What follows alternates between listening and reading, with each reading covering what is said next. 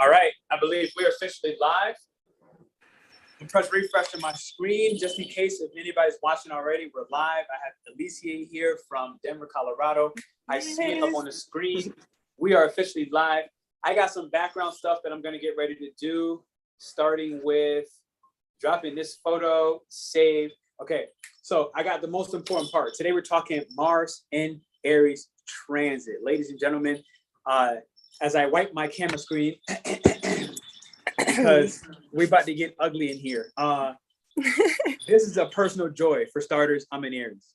Sun, Moon, Mercury. Many of you know this already. Thank you. Dope. Super dope. And with that said, we have, would you like to give them your top three, Alicia? Yeah. Alicia, I am a Gemini Sun, Gemini Moon, and a Scorpio rising. Ooh, so Mars is really one of those co-rulers in that Scorpio place. Even though I really feel that Pluto has a lot more accuracy, quote unquote, on the Pluto energy, but from that traditional historic standpoint, there's a lot of that Mars assertion and drive as well. So this is super dope. I mean, in about 30 minutes, Mars will drop into Aries, and that's where it's in its dignity. Okay, this is the home of Aries. Mars, for example, is talking a little bit about, actually a whole lot about our sex drive. And this will be covered today. You see this in the topic line, sacred sexuality. But with that said, you know, Aries is really young within that Mars sexuality standpoint, where it's like, it's more instinctual. Okay. It's not necessarily sacred. Aries is not really sacred up front, but it grows and it evolves into that sacred space. And I can speak about that from personal experience, where I didn't understand what it was to have my Mars in Cancer, but also have 3 Aries placement. So that really threw a little curveball in there for me. But today we have Alicia here. She's checking in from Denver, Colorado. I've always wanted to move there, but I chose San Diego instead. So that said, Mars and Aries, here we go. We're going to talk. Alicia, what I want to ask you up front is, what is planet magic? What is planetary magic? She brought this topic to me. She said planetary magic. She spoke a little bit about the mythology behind it, how Mars in mythology was recognized, and the topic of discussion, which is off the chains. And I figured, you know what, Mars and Aries transit, why not bring her in, talk about this from a historic standpoint, also from a sacred sexuality standpoint, and you'll notice certain things as I actually show y'all her a little bit more. I didn't realize my screen was still up on the shared screen. I want to have you really just share a little bit about what inspired you to dive into planetary magic. What is it, and why should we care? Yes. Well, there's so much to it. We could really start even just as we can use it within our bodies. So when I think of planetary magic, I think of, there is a whole solar system, a whole cosmology above us that has so much to do with the energies that are being served to us, the drive that we have. So I don't know about you guys lately, but with all of these planets going into Aries, I've been feeling this newfound like energy, this kind of fire. Again, especially coming out of winter time, going through the spring equinox and even this eclipse, finally feeling a little bit more energy setting in. And I definitely know when I'm very linked up with knowing on what's going on with the planets, I can also know what the energies are being served. So when we work with energies, where we become our own kind of alchemist, our own magician, we're really, I'm sorry, my screen got turned off. Okay. So okay, I got you. We're really working with, so Aries, we're really working with, especially within our body, we're working with the head. Within our head, we have the crown chakra, which is like with our pineal gland, where we are receiving a lot of downloads and a lot of energies from the upper planets. So this has to, a lot of the, where a lot of our chemicals are being triggered to therefore feed the pituitary gland. And so when we get to the pituitary gland, we could talk about all of our neurochemicals that are in our body. So chemicals, I think of alchemist. So, or an alchemist, right? So we're really learning about working with the energies right now that are being put within our body by more sun energy, especially here in the northern hemisphere. But then, yes, all of these planets going into Aries are going to serve us so much. I know Venus is there, Mars is there. Jupiter will be there for 12 years now. Woo, finally. And then what else we got? You got Venus, Mars, Jupiter. Yep. Jupiter. Yep. Okay, perfect. So then 2025, Mars comes out, Neptune comes out of Pisces, soon coming into Aries 2025. So that's super lit. This is when the real war starts, quite frankly, but we'll get there.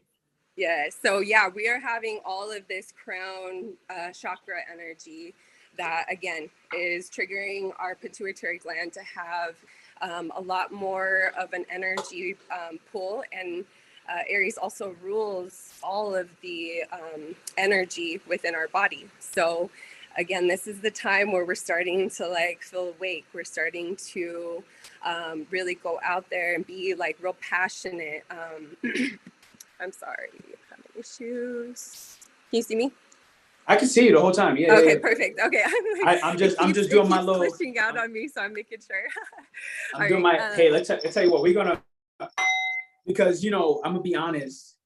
The higher up we go, the more you're gonna have people just wishing, but they're gonna use this Mercury retrograde energy to be like, F up they live.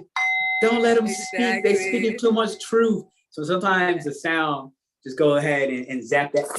You got to zap them out of there. Okay. I'll grab my bowl when you start talking too. Oh, please do.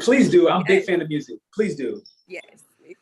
So so right now, we're actually, especially after a lot of these last couple of years of destruction, we are starting to have these newfound energies that are really kind of attuning us with what's going on. So when I think of the pituitary gland, the crown chakra, all of our chakras rule the different, are actually just the different endocrine glands. Endocrine system is how we get all of our our neurochemicals to different parts of our body, right? So if we're getting all this newfound energy, we're really learning how to work with this energy after a lot of heart opening experiences over this last year, a couple years. We're really starting to learn who the heck we are, We're really starting to like, oh shoot, this world's not really working out well for me. So we're learning how to express ourselves. So now that we're getting, again, all this energy, we're starting to like, oh, wow, kind of have maybe even feel like you have a little more psyche powers, a little bit more, just kind of this more ego, solar plexus, where you're getting more energy to like get ready to go do this whole new world, this whole new aspect of life that we're about to go, I think, really arise upon. So that's really within. We're really learning how to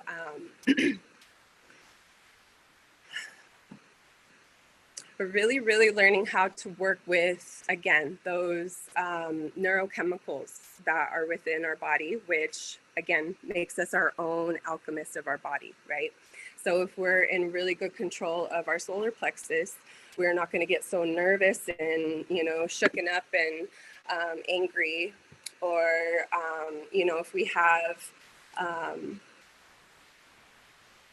if we have more control over the way our heart, our parasympathetic, we can, if we have a real high heart rate, we can really learn how to control that, be our own alchemist, right?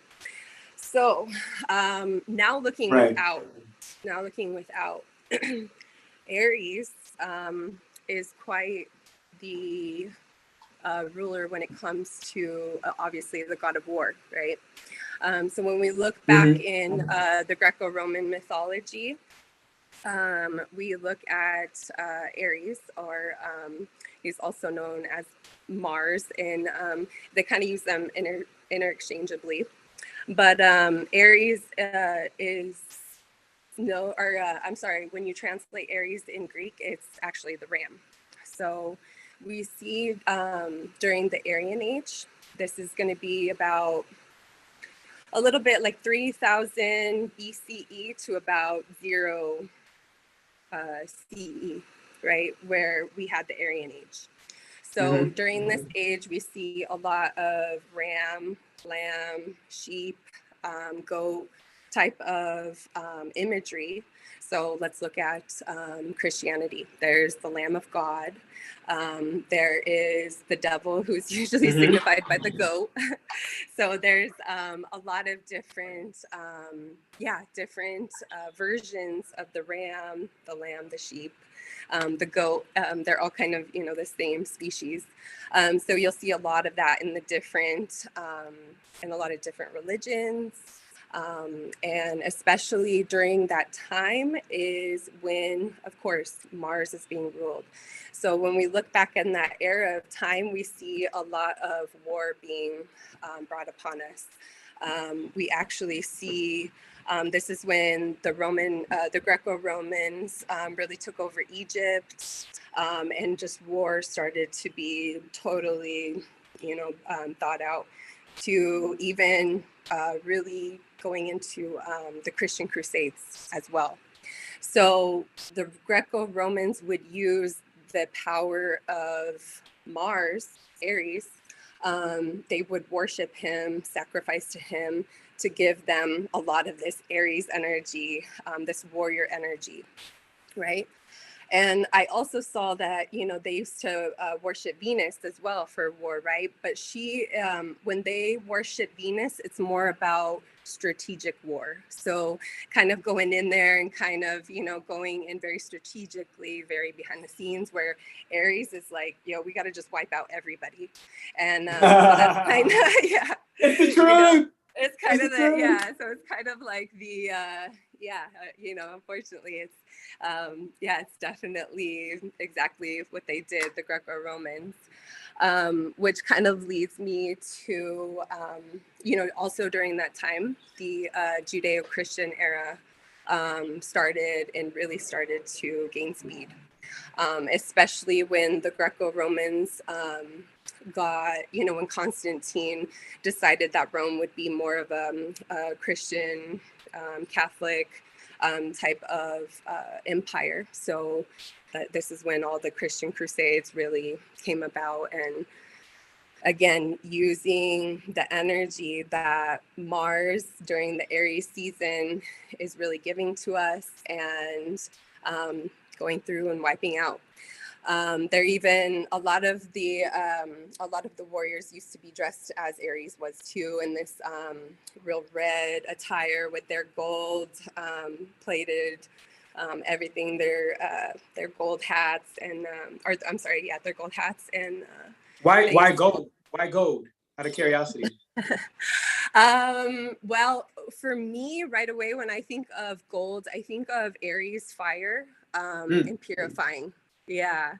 And when I think of gold is the purest form of metal. So, it's, I think of that. And then I think of also the crown chakra. Just, it does rule the head. We wear the crown. On the head. Yeah. On the head. Yeah. Okay. Yeah, that's super cool. And the reason I had asked you is because I recognized like silver as more of the moon and gold is more of the sun kind of thing. And I know Aries is exalted in the sun. So I know like gold had a lot more to do with masculine energy and silver with more feminine. And then what was I think copper might be feminine as well. So that's kind of why I asked, but I'm happy I did because it's the crown chakra. It's got that crown. Yep. And in tarot, and what is more Aries? masculine energy. Huh? What is Aries in tarot? The what do you call it? The Emperor. Boom. The Emperor. So let me ask you this. I was gonna say the Magician. I'm like, wait, no. That's you. That's you, Gemini. That's me. That's me. Gemini. So, hey, ladies and gentlemen, if you're in the chat and you haven't done so already, take a moment to just really throw Alicia some love out here. She's coming out here for the first time with me live, which is super dope. Beyond that, definitely take a moment to vote. I put some questions up in the YouTube voting section about how you feeling about this Mars and Aries transit. Honest to God, I'm tremendously excited. Like, I'm always ready to go to war. I literally, yeah, this is honestly the first time I've ever gone live. Oh yes, I love that. You got that. Let's do it. This is the whole company. It's the whole company. All this fire. I know. And it's funny because I woke up wearing this shirt. And I don't even wear it anymore unless I do. And so it's like I woke up on fire. Like I woke up on fire. Yes, I do too. I have no fire in my chart, so when I had when they're like during Aries season, when there's a lot of fire energy going on, I'm literally like, I'm just like all my wind is just like making the fire like worse in me because I have so many Gemini placements.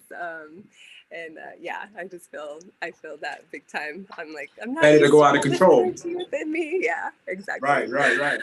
But yes, and what else was I thinking about? Yeah, so so what I wanted to ask you was, would you mind pulling some cards for us based off of what can we collectively expect for this Mars and Aries transit? And like, if you could focus the energy on that so that we can kind of really receive that.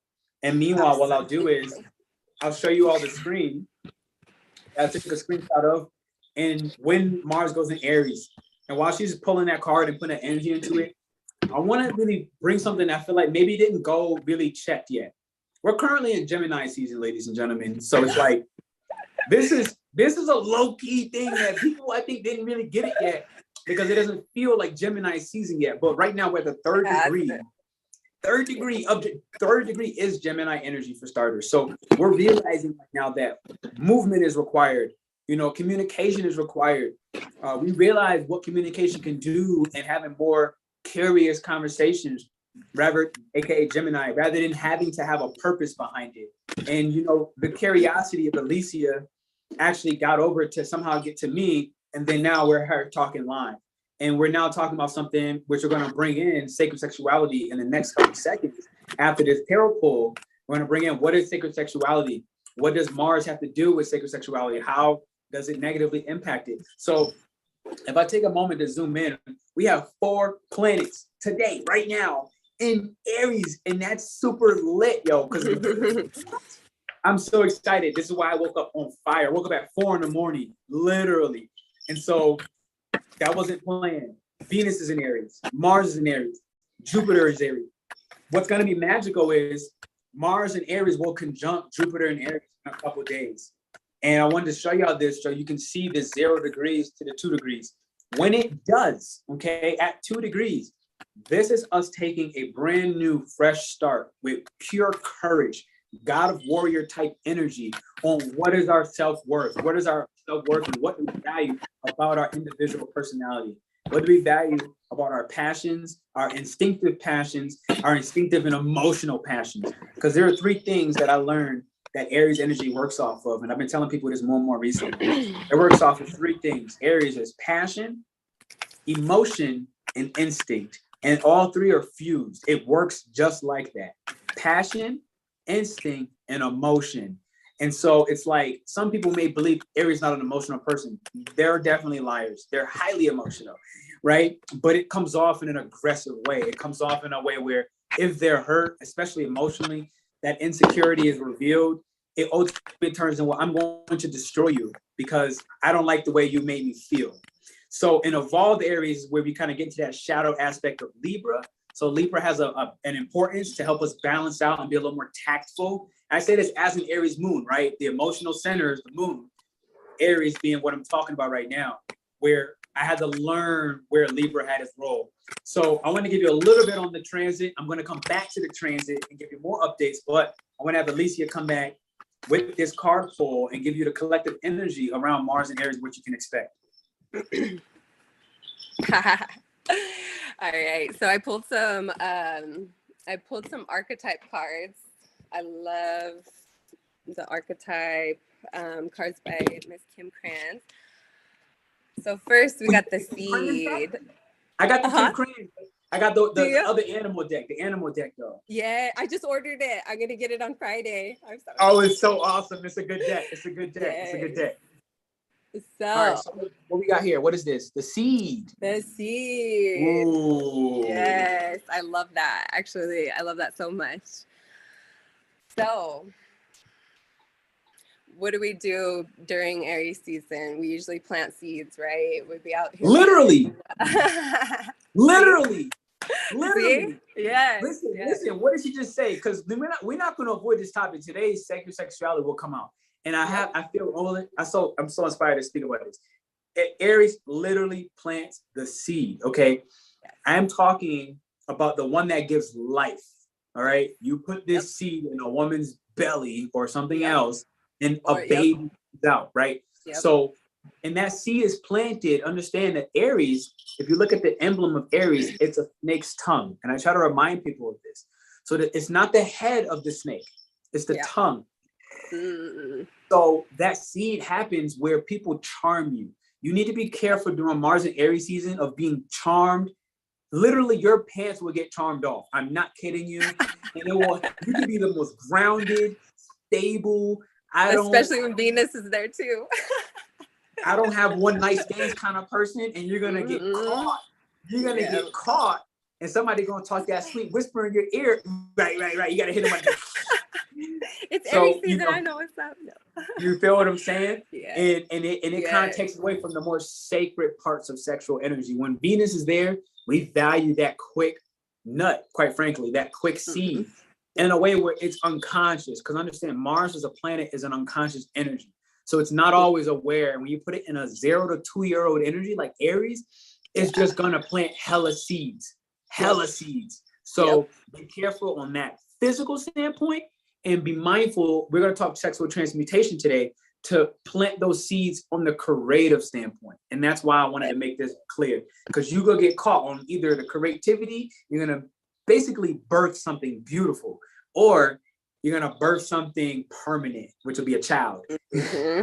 Yes. And I think that's why we got to really check our energy, especially right now, because, you know, with this last full lunar eclipse, especially in Scorpio, we got all of that, like, we're getting this Phoenix, like this Aries transits of all these planets is like going to be the true like flame that just lights this Phoenix on fire and really rebirths us into, like kind of this newness of us. Like, I don't know about you guys, but I feel like the world is like new when I step out a little bit, you know, maybe that's more of my mindset. And I feel so much more open and different to the world because I've really done a lot of healing during COVID and all that. But and then the fact that Jupiter is going to be in Aries for 12 years, I think is going to be really great, like renewal energy. It's like, when I think of Aries and even the seed, I think we're finally going to have that sun, like that good sun energy that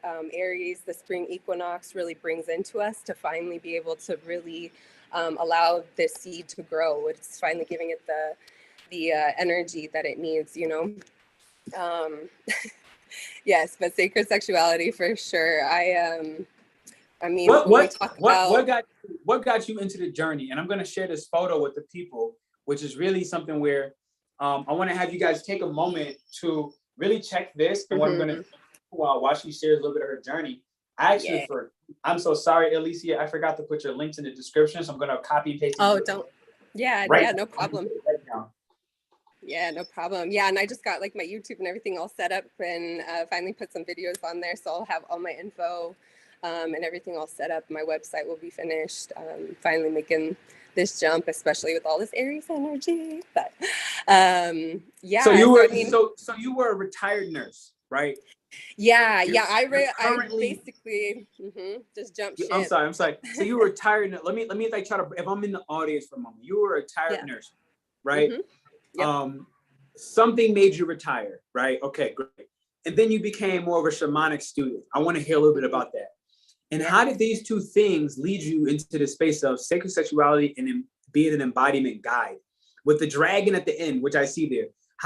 Tell us about a little bit of this journey, and how does it potentially relate to this Mars and Aries transit, having you really step out and fully into this new identity that you just went up and dropped on YouTube. You're now doing a live for the first time. Literally, this is Aries energy and Mars. Just doing things for the first time, trying something brand new. What brought you here? What made sacred sexuality for you important? What made you want to take this new, fresh start? Yes. So many things. So I was in a very long 14-year relationship with my high school sweetheart. And when we decided to break apart, this whole new aspect had, shown up. I'm like, oh, wow, I got to go find somebody to be sexual with.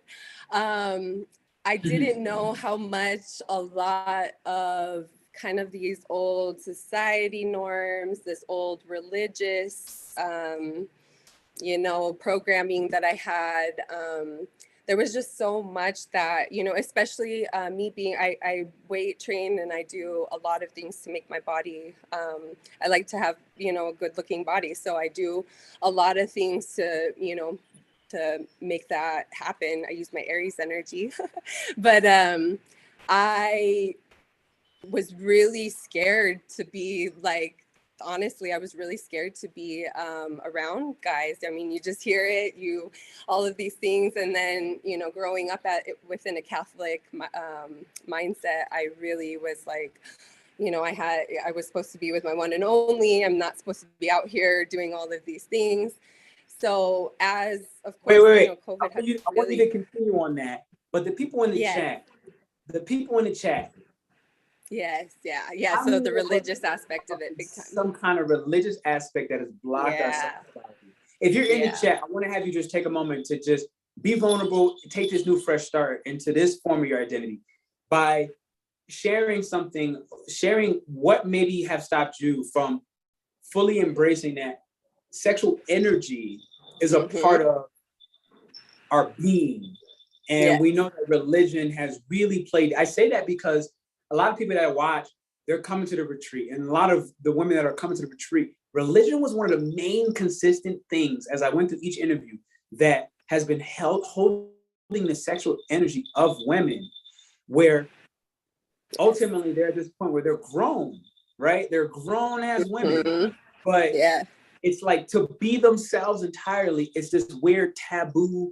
I can't do it. I want to do it. I don't know what to do. Is this okay? Is it not okay? So if you're in the chat, I want you to just share how has your upbringing potentially impeded what sexual energy is even capable of, knowing that it has nothing to do with the physical action of this pound and grind type of thing, and more about creative energy and maintaining and actually nurturing relationships and everything sacral chakra, which again is energy. So I'm sorry, I didn't want to interrupt you, but I wanted people to just get engaged in the chat. Yeah, really no, please. Back to you for a moment. So please do continue. From the Catholic Church, you was in the relationship and, go ahead. So as a young girl, I was just, very programmed, you should only have your one and only, you should be married, you should stay in this marriage. And I had to leave the marriage I was in. It was very abusive. So going out into the world, into this like new thing, I was like, oh yeah, I feel good. I feel great about my body. I'm, and then actually being around a man and having to be vulnerable again and kind of, open up that whole realm of me was so hard, enough to where I just kind of like, I felt like so out of control with it, and I'm like, so many people think this about me. So they're like trying to get me at me in this aspect. And honestly, it kind of made me a little bit in my Aries energy where I was like, yo, like, fuck, get away. Like, just cause I dress like this, or just cause I'm, real good expressing myself. But it was very weird because it was hard for me to really allow and be in my receiving energy as far as my sexuality, and really taking down that you're gonna be that, you're a little whore if you're out here sleeping and you're not married, just having that really ingrained. I didn't realize how ingrained it was. So this is, when I left my relationship, I just really took it on me to just really heal that aspect of me. And that brought up even a lot of childhood wounds for me, and that's where this the sexual transmutation is so powerful with being able to really get in touch with your sexuality. But it is a place where we do have to go through not only our own, you know, traumas, our own patterns, our own, you know, things that people were putting onto us, but also going out there and being a divine feminine, you know, being a woman that is not, you know, getting approached by all these guys with this real Aries energy that just want to, you know, tell you what you want and, you know, get what they need. So to just really hold that aspect of me, what really kind of helped me with that too is having so much kind of compassion for the masculine energy, you know, because they really have been programmed on a whole other level of sexuality, especially, you know, when we get porn involved and even religion involved as well. There's a lot of just taboos. So we all, you know, we're all scared of our like sexuality because of all this like religious like out views. So I think when we finally get to go and get it done and have this connection with somebody, it's so hard to actually put those things down sometimes inside of you unless you have, you know, just have a real good understanding of yourself. So Alicia, yeah, Alicia, I want to bring it back to what you're talking about, but in order to do so, I want to do it by engaging the audience, who is now asking a couple questions. A couple people asking some questions. Where I'm gonna say them out loud, and I think that we're gonna get right back to that, because what's beautiful is you're a woman and I'm a male, right? So we're gonna just equate this to the moment where you have this predominant feminine presence. Let's say I'm gonna have the predominant masculine presence. We're gonna play the role and be able to really provide a relief from the suffering of this exact narrative that is running and it's time to finish. So this is going to be great, because this plays a lot into this Mars and Aries transit when it comes to sacred sexuality, because Aries energy, especially in Mars, in its more primitive and unevolved stages, it is not emperor energy. It's not emperor energy at all in tarot, right?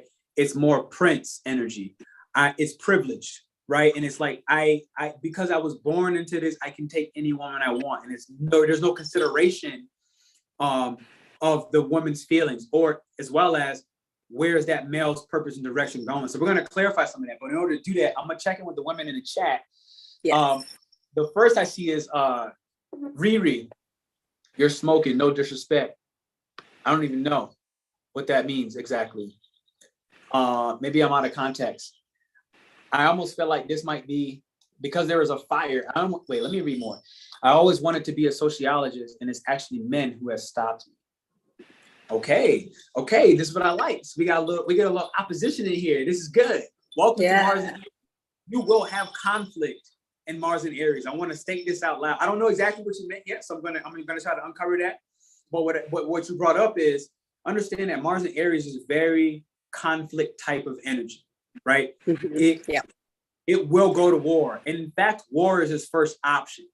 It's not trying to be diplomatic. Mars and Aries is not trying to be tactful. It's not trying to care about what you're thinking. It's very individualistic. That more Venus energy, Exactly. That's why Venus is in Libra for, you know, the shadow of Aries, which is more polite, right? A little bit nicer, knows how to manipulate in his lower forms, but also in his higher forms, knows how to really cater intellectually to very significant relationships, which doesn't have to be intimate. It could be platonic, it could be business, but it knows how to cater to significant relationships. Mars and Aries is taking action for itself. And it can be conflict based because it knows war. Aries is god of war. It knows how to fight. But as it tries to evolve into emperor type energy, that fight is transformed, where it's like, I can't kill everybody. I actually need to take a moment to chill out and realize that, sure, people will follow my lead if they're afraid of me, but they don't have my respect by doing so. So that's one of the things to think about. But I'm gonna try to really uncover what's happening with this and see. So I see, I've always wanted to be a sociologist, and it's actually men who stopped me. So the first question before I move forward is for Riri, how have men stopped you from being a sociologist? That's the first I want to understand before I try to go forward. Jamie, I see you. What's up? Back to Riri. There's a reason why my light fam is not comedy. Question mark. Okay. So again, let us know. Let us know what are you actually getting at, so I can be clear, and then we can actually take a moment to address it in that Libran type of way to balance out Mars energy type of energy. Let me see what's going on. Jamie, I'm feeling quite sexy these days, laugh out loud. And this is what we talking about. Is this what we talking about? Hell yeah, we talking about. Everybody should be feeling sexy in Mars and Aries transit. This is one of the powerful things. I think this is one of the powerful statements with Mars and Aries. Is like, you have the ability to say, I am my own validation system. Yep. I'm my own validation system. I am, yes. I am is Aries. I am my own sexy. Aries never cares about what somebody else thinks, in all sincerity. It's like, if I am sexy, I am sexy. That's a period. So Jamie, hell yeah, I support that. That's what gets them having this like this energy, this wand energy, just going to get it done. Yes. That snake energy. Can you show us your tattoo? Because I think it was a badass tattoo. Yeah, my tattoo. Oh, yeah, look at that thing. That shit is awesome. Listen, I gotta share it so y'all can see it on the close up real quick. Yes. I gotta give you a works. I think it's so dope. You actually inspired me. Like, when I saw it, I was like, I want to appreciate that. I felt like I wanted a snake tat. Yeah. So we now have Shantae Brandon. It says, religion has caused me a lot of shame in my sexuality. Yeah. And also, you know, when we think of, you know, when the Christian era started, it was during the Aryan age, you know, so we. Oh, no, really? Yeah. So when we think of, you know, how the darkness really took over the Aryan age, they use a lot of that wounded Aries energy to really, you know, and to me, it's magic that they use against people, you know, so even when it comes to, you know, even like with our men, you know, I'll just go there. You know, go. Before you go there, I want to say this. Before you go there, I want to say that because I want you to go there. I want to say this. Yes. Alicia, if there's anything that I want more than anything else, is I want people to be raw. Yes. At the end of the day, I want you to be raw, because this is Mars in Aries, this is Venus in Aries, this is Jupiter in Aries. So as a triple Aries, I am not going to be the one trying to censor somebody. We need the truth, because the opposite of Aries is justice. It's Libra. Libra is justice, right? And it stands for the truth. You're a Gemini. You I love that. As a Gemini. Yeah. And Aries is all the way down and going to defend with his life that truth of what is just. So I want to say that, and now I want you to continue. I want you to tell us the truth, the raw truth. Go ahead, hit me with it. Yes. So when we look at even, you know, as far as like what we do with our men, when it comes to the Christian era, we circumcise them right off the bat. We take off this hood that, let's be honest, it makes them super, you know, when we have kind of that rubbing all the time, since we're babies, we're getting these neural pathways to our sexual organs, right? So this is literally leading our men into these like hyper active, hyper kind of states when it comes to sexuality, when it comes to even our emotions as men, or, you know, I just say as ours, because I want to, you know, you guys are ours as just as much. So then we get to, you know, even porn to this day, you know, that now we're adding a whole other aspect where it's just like we're causing these neural pathways to be really, really in overdrive, right?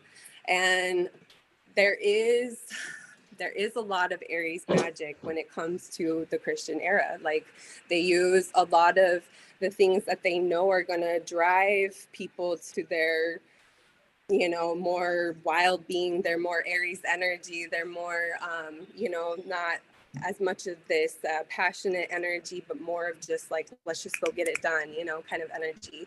And we're even seeing that, and that's kind of what brings up this whole, you know, sacred sexuality, sacred union, because when it comes to being reborn and to really recreating things, we do have to look at our sexuality.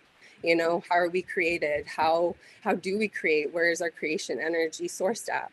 So if we constantly overdriven in this masculinity driven, I mean, we live in a very masculine driven society, and there's a lot of reasonings for that, from all the practices they've been doing to, and they really drive that home for us. So us being able to fight against that by knowing kind of what they've been doing is like, it's good to know, because we have to be able to not only tame that within ourselves as women, but also hold space for the masculine to really, learn how to tame that energy that we've been just, those real neural pathways, especially when it comes to sexuality. So no, you hit it.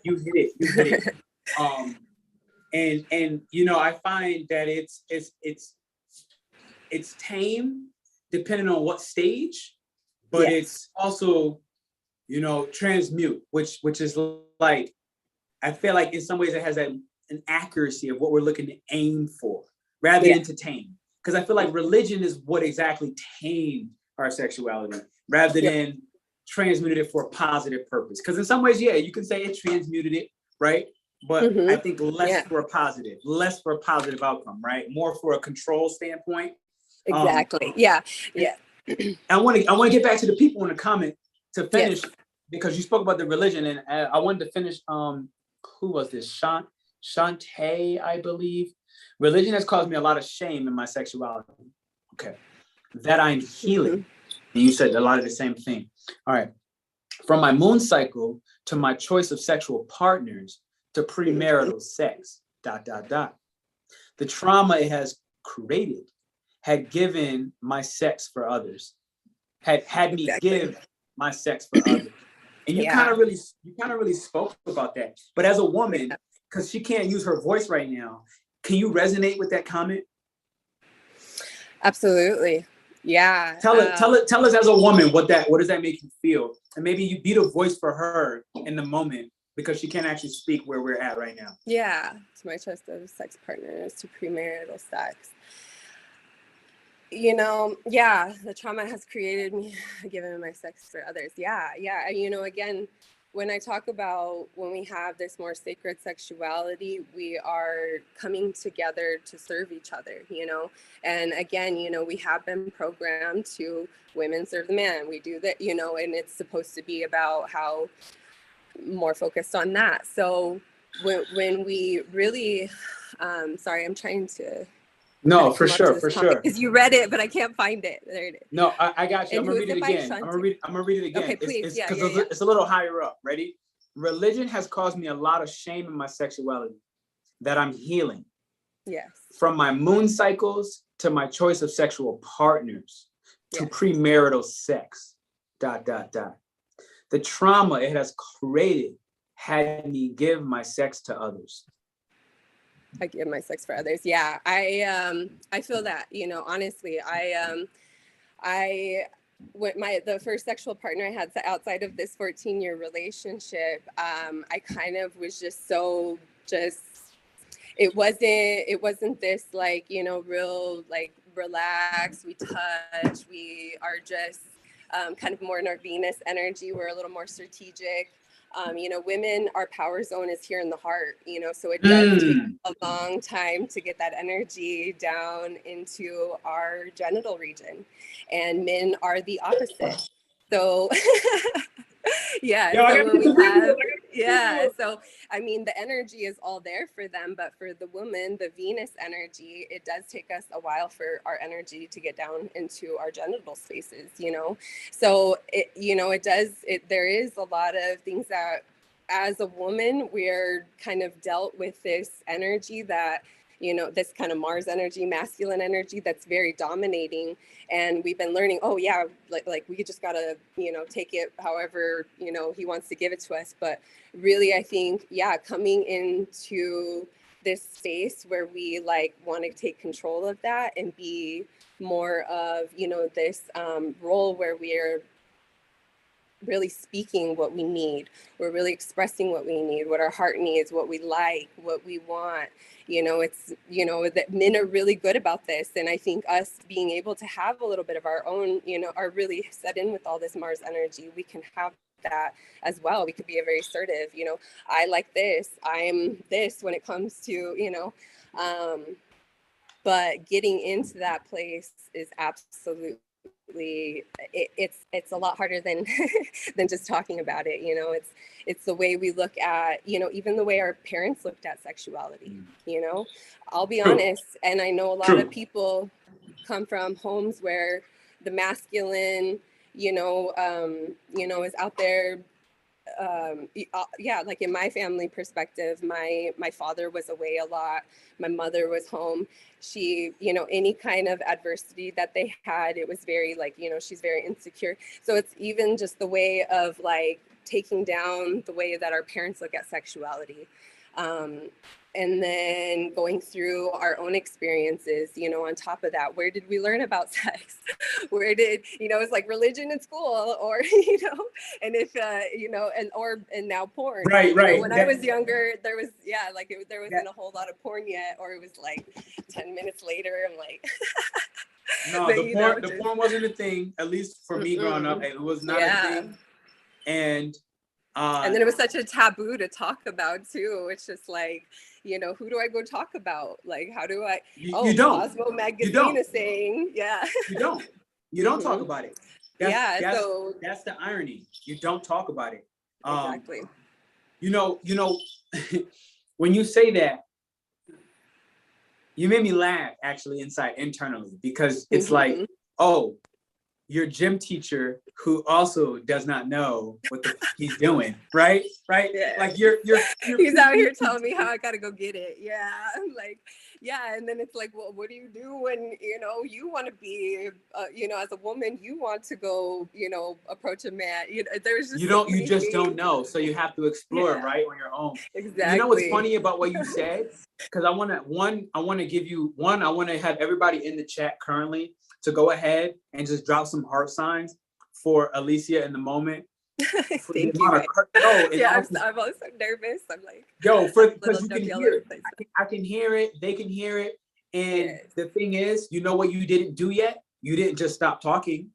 Yeah. You didn't just shut up in the nervousness. Yeah. You didn't just take your nervousness and believe that it was something different than excitement. Because in all honesty, what I really hear is there's such an excitement. You're like, holy shit. I know, there's like so much. And then my Gemini mind's like, all right, which one are we gonna you know? Who's gonna talk today? Because you have so much information, right? You have so much knowledge. I'm like, all right, should I bring the freak out? Should I bring the, you know, the Sunday school girl out? You know, yo, can you do both? Can you bring the Sunday school girl and the freak? Honestly. I'm trying to find this no, because I'm not the guy. Because you know what? In all sincerity, you're gonna have a whole bunch of namaste people that you're gonna do lives and interviews with. I don't say namaste in all sincerity. Not because I don't have nothing against it. Not even saying that even a little bit. More so where it's like, I am in Aries. Sun, Moon, and Mercury. I am a raw human being. At the end of the day, I'm an infant in an adult body. So I really do not give a I only stop cursing here and there so that you two can pay me more, because that helps me build my empire. And also, because prior to that, I was like, so we need a little bit of both, because us not speaking the full and the raw truth, like we're doing right now. Us not speaking the full and raw truth does what? We become the same oppressors, but it's no longer religion. It's just, it's us, the spiritual gurus. Now now once it was the religious priest, and now it was the spiritual gurus. And it's like, that's not better. That's not what I want, quite frankly. I want the raw for me is Gemini. It is duality, right?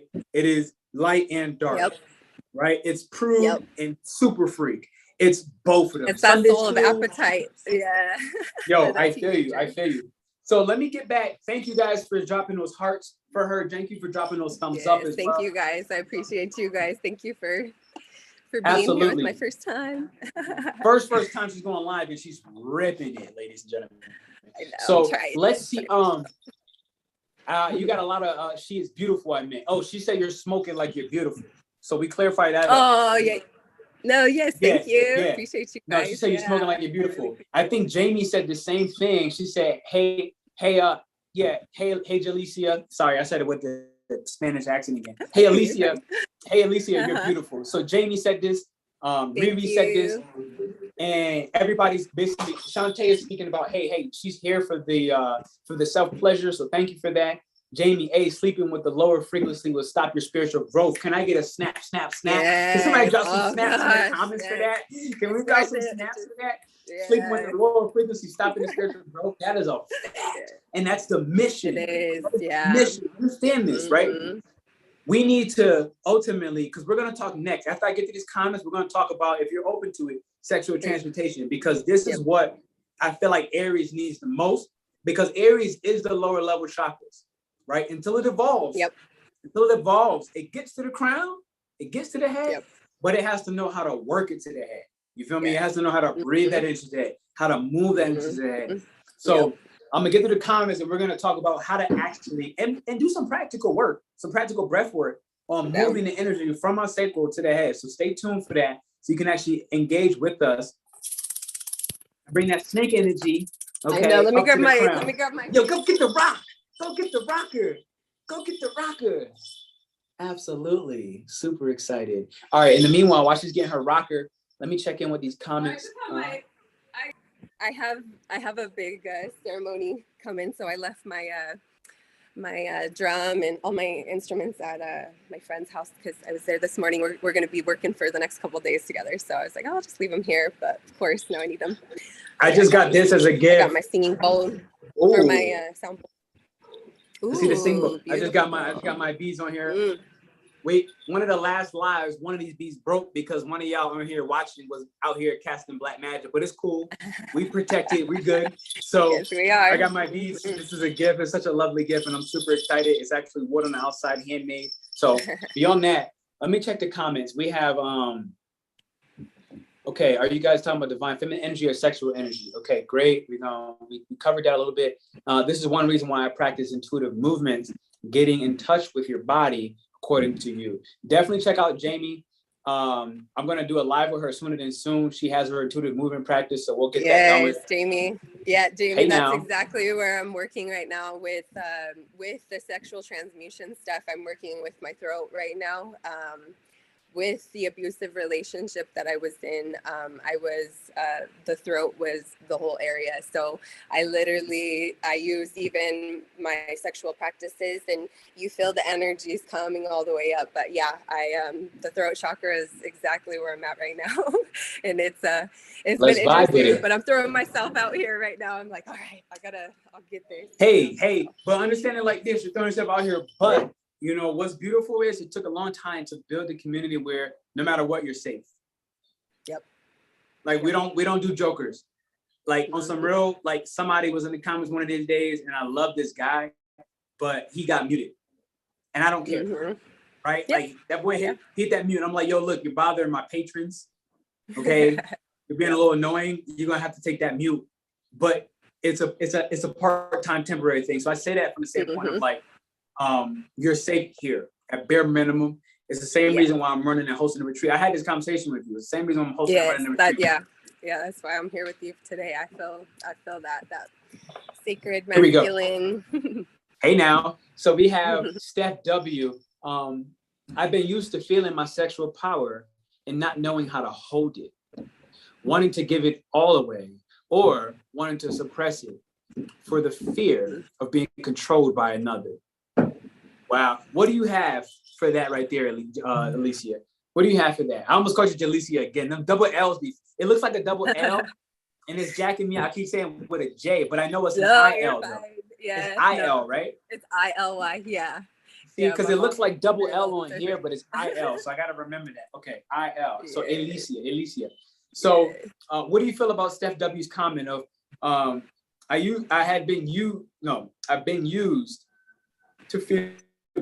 I've been used to feeling my sexual energy empowered and not knowing how to hold it.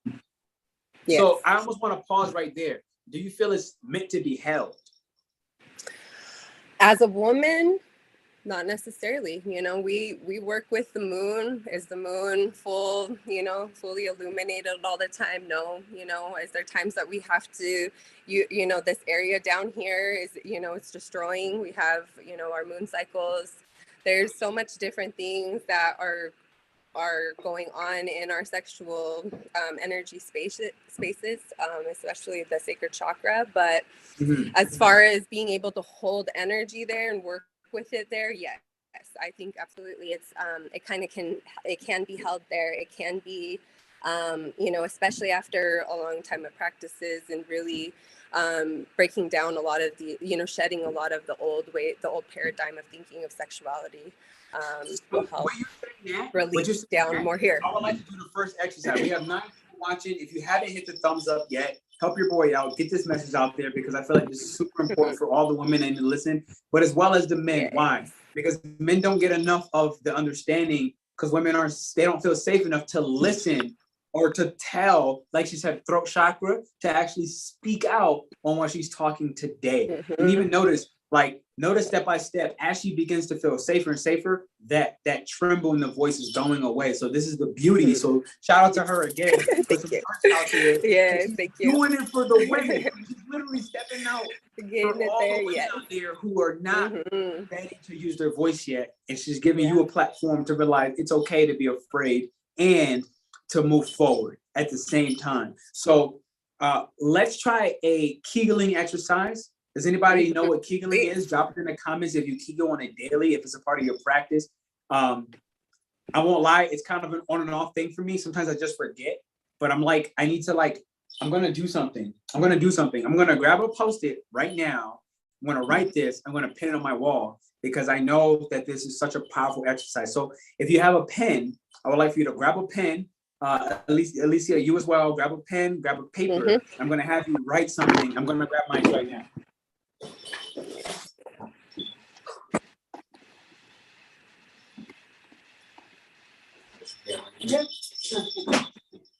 All right, here we go.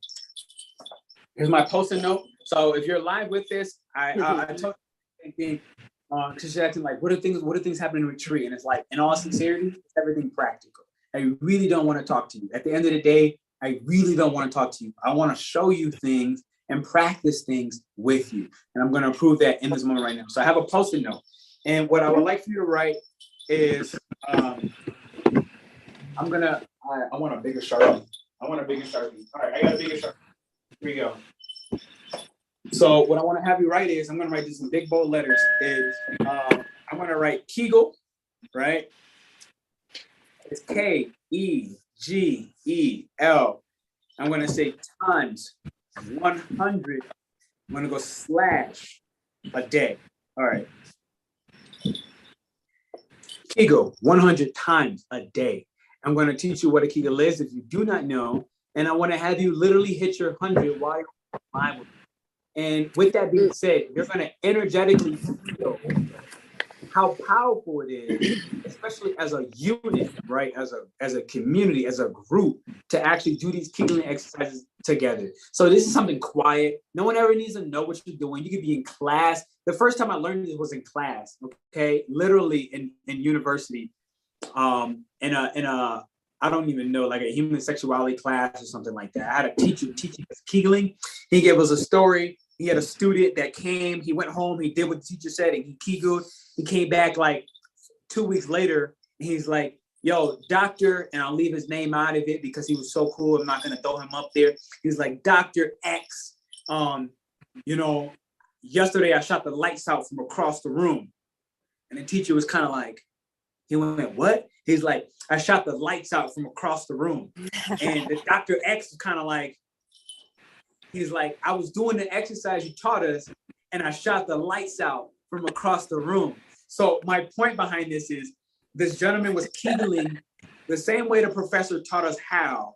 And his seed, like we said, Mars in Aries, right? His seed became so powerful by him not wasting and using it, let's say, in an empty vacuum, right? Let's just say in an empty vacuum, being a condom, let's just say, for example, just wasting the nut. He instead charged the nut. Kind of how Alicia just said. He not only, used it in a transmutation exercise, but he charged it by Kegeling, which if you use that charged nut properly, you can create any mother effing loving reality that you couldn't even dream as a possibility. Yeah. This is what I said, that you couldn't even dream as a possibility. So I want you to think about, what do you do when you try to hold your urine, right? You got to pee so bad, and you just squeeze the muscle, so you don't want to let the urine out, right?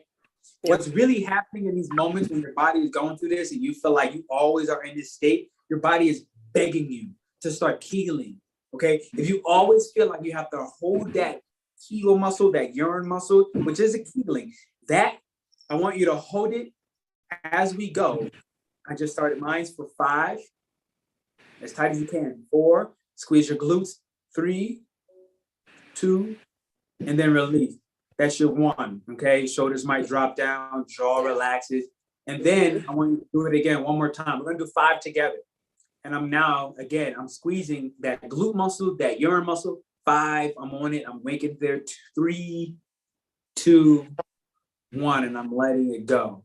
Now, the more you practice this, we're gonna go 3 more. We're gonna do 3 more together so that we can actually understand what it feel like to Kegel, because this is sexual transmutation. This is Mars in Aries, moving from the place of the little prince to the big daddy emperor, okay, where things are just clear, concise, because they're not wasting that seed that plants and brings our manifestations to reality. We have a Gemini new moon coming, so I recommend you do this from today all the way to April 30th and for the rest of your life. We're gonna do our 3rd one here, and I'm now squeezing my glutes as well as that urine muscle. I'm not allowing to go, oh my God, I gotta go pee so bad, I gotta pee so bad. And 3, 2, 1, you release. All right, that's our 3rd one. We have our final 2, and I'm starting to squeeze my Kegel muscle. I'm squeezing it tight, I'm squeezing it tight, I'm squeezing it tight, but it's also effortless as I begin to release, because it should be an effortless thing at the same time. What you're gonna wanna notice is things that wanna go like this. They're gonna wanna, no, you should be able to breathe easily with this. We're gonna squeeze our Kegel again. Notice I'm currently squeezing mine, and you saw no differentiation in my shoulders, in my face, in my jaw. I'm talking to you, I'm not struggling, and I just let go of my Kegel. This is how you know you can do this in public and no one will ever know what you're doing. But in reality, what are you doing? As I squeeze my last Kegel muscle, notice it's now becoming this effortless action. I'm holding it, and my 3, 2, 1. We just took 5 Kegels, and I want you to start to try to do this at least 100 times a day.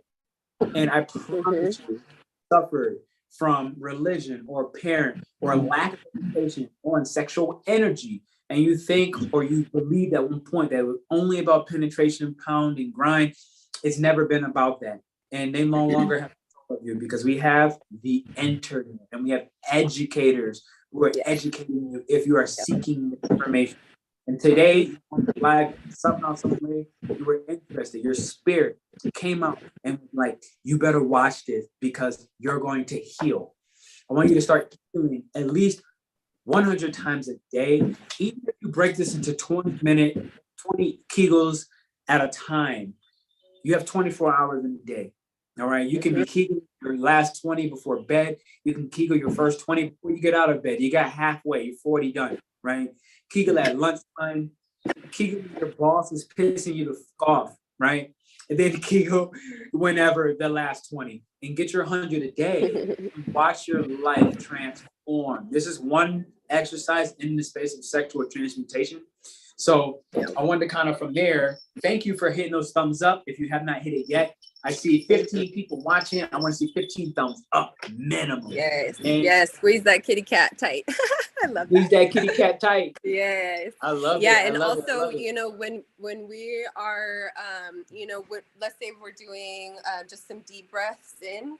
When we take a deep breath in and we're really squeezing our butthole and our vaginas really tight up, that is actually causing all of our nerves and our spinal cord to be massaged, and that energy, the spinal fluid, actually makes its way up to the crown chakra a lot faster. So when we're doing these Kegels and we're squeezing our butt, it's actually making our tailbone. It's making our tailbone move back and forth. And it's causing all of the spinal fluid when it's moving. And when we start to move it faster, it will start to charge the pineal gland. even, it will start to charge it even way more faster. So. So with her saying that, I want to get back to your comments, but I want to show you one more exercise to complement Alicia. Okay, I learned this breathing technique honestly fairly recently, in the last like 6 to 7 months, and it's changed my life, especially as an Aries. Like, I am an Aries, and I'm telling you, it's hard to want to do breath work because we're way too fast, right? Naturally, to want to do anything slowly that'll pay off for us 50 years from now. So I'm going to show you something. All right. When you take your breath in, right? I'm here now. As I breathe in, belly begins to expand. Now, you want to pull that diaphragm down and really expand your belly to let all that air in. Absolutely. Now, as I exhale, I'm now squeezing my glutes, and I'm not, this is the part I got to show you up top now. So I'm going to breathe in one more time so I can show you this up top. Notice my chest does not move. If your chest is moving, you're trying too hard. It should only be the belly for a starter. And now I'm actually exhaling.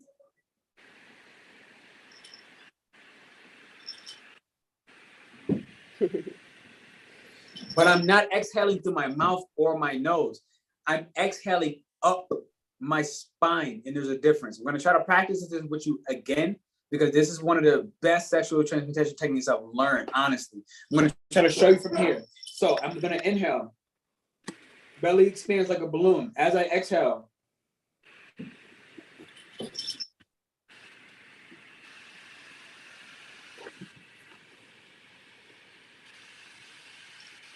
and here's my inhale again.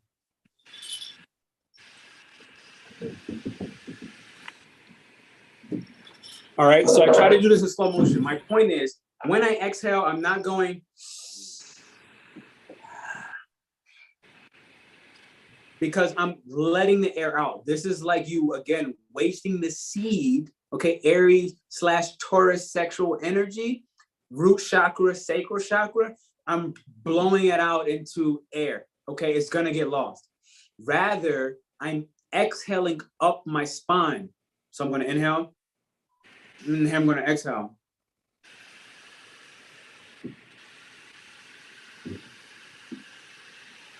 Really push it towards that crown. Like you're almost trying to exhale like a whale. Push it up to that. You just got it. That's a perfect example. I'm going to use that in the future. Thank you. I never thought about that, but it's true. Because you're almost exhaling out of the crown. So the air is never actually leaving in my body. I'm becoming my own. You ever see somebody hyperventilate in a brown paper bag? The air is only staying within me, and I'm using it up and down my spine. This is the Kundalini energy, right? Up and down the spine. Yep. So I'm not exasperated. I'm not literally exhaling the energy out of my body. I'm exhaling up and down my spine. So try that. Give that a moment of give that an experience. Give that some exploration, I want to say. Because I promise you, your life will change overnight. You will be so hot and mad and fuming at somebody, and then you do this breath 3 times, and you keep it within. What are we saying? Within. Internal locus of control. If you can focus on that breath, your internal locus of control, people will no longer be able to gaslight you. People will no longer be able to control you, because young Prince Aryan energy, Mars in Aries, we're talking, Venus in Aries, we're talking, Jupiter in Aries, we're talking. The younger Prince Aries, not Emperor, Prince, will just off with your head. It will just kill you. Literally, it'll just kill you, off with your head. But the Emperor has to do what? Has to adopt some of that Libra energy, the diplomacy, the tactfulness. But you can't do that without getting into your mental processes, right? You have to breathe that air, aka that sexual energy, up your spine to get to the, what is Libra?